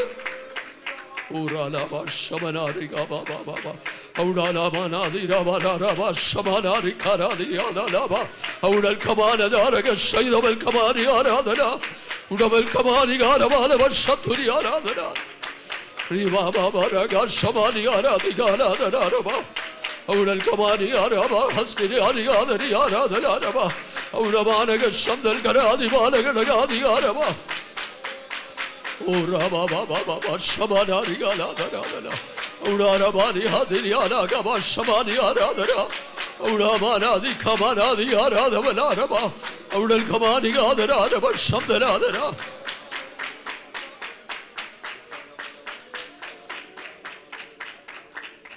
വചനം കേട്ടവരുടെ മേൽ ദൈവത്തിൻ്റെ ആത്മാവ് വന്നു. ഈ ദിവസങ്ങളിൽ ദൈവവചനത്തിൻ്റെ മുമ്പിലിരിക്കുന്ന നമ്മെ അവൻ കൈവിടുന്ന ദൈവമല്ല. ദിവസങ്ങളിൽ അത് ആത്മീയമായി നമ്മൾ അനുഭവിക്കും കൂടെ ചെയ്യണം. നമ്മുടെ കുഞ്ഞുങ്ങൾ അനുഭവിക്കട്ടെ. നമ്മൾ ഓരോരുത്തരും ഇത് നമ്മളോടുള്ളവൻ്റെ വാഗ്ദത്തവാ ദൈവമക്കളെ. നമുക്ക് തരാമെന്ന് പറഞ്ഞവൻ നമ്മുടെ നടുവിലുണ്ട്. ആമേൻ. നമ്മൾ എന്തിനു ഭയപ്പെടണം? നമ്മുടെ മുൻവിധി മാറ്റി കർത്താവിന് കാര്യങ്ങളിലേക്കൊന്ന് ഏൽപ്പിച്ചു കൊടുത്താൽ ഇത് നമുക്കുള്ള വാഗ്ദത്തമാണെങ്കിൽ നമ്മെ നിറയ്ക്കുന്നവൻ നമ്മുടെ നടുവിൽ വന്നിട്ടുണ്ട്. നമ്മൾ എന്തിനു ഭയപ്പെടണം? എന്തിനു സംശയിക്കണം? എൻ്റെ കർത്താവ് എനിക്ക് വാഗ്ദത്തം ചെയ്തതിനെ ഞാൻ പ്രാപിച്ച് കർത്താവ് ആഗ്രഹിക്കുന്ന അളവിൽ അങ്ങയുടെ നാമത്തിനു വേണ്ടി വിശുദ്ധമായൊരു ജീവിതം നയിപ്പാൻ അവിടെ വരവിന് വേണ്ടി ഒരുങ്ങിയിരിക്കും. ദൈവത്തിൻ്റെ ആത്മാവ് നമ്മെ ഒരുക്കുന്ന ദിവസങ്ങളാണെന്ന് നമ്മെ തന്നെ ദൈവസന്നിധിയിൽ ഏൽപ്പിച്ച് ആമേ നമുക്കതിനായി പ്രാർത്ഥിക്കാം. ദൈവം നമ്മെ അതിനായി സഹായിക്കട്ടെ. കർത്താവിൻ്റെ കരങ്ങളിൽ ഇന്ന് രാത്രി നമ്മെ ഏൽപ്പിക്കാം. കർത്താവ് നമ്മെ അനുഗ്രഹിക്കട്ടെ. പ്രൈസ്.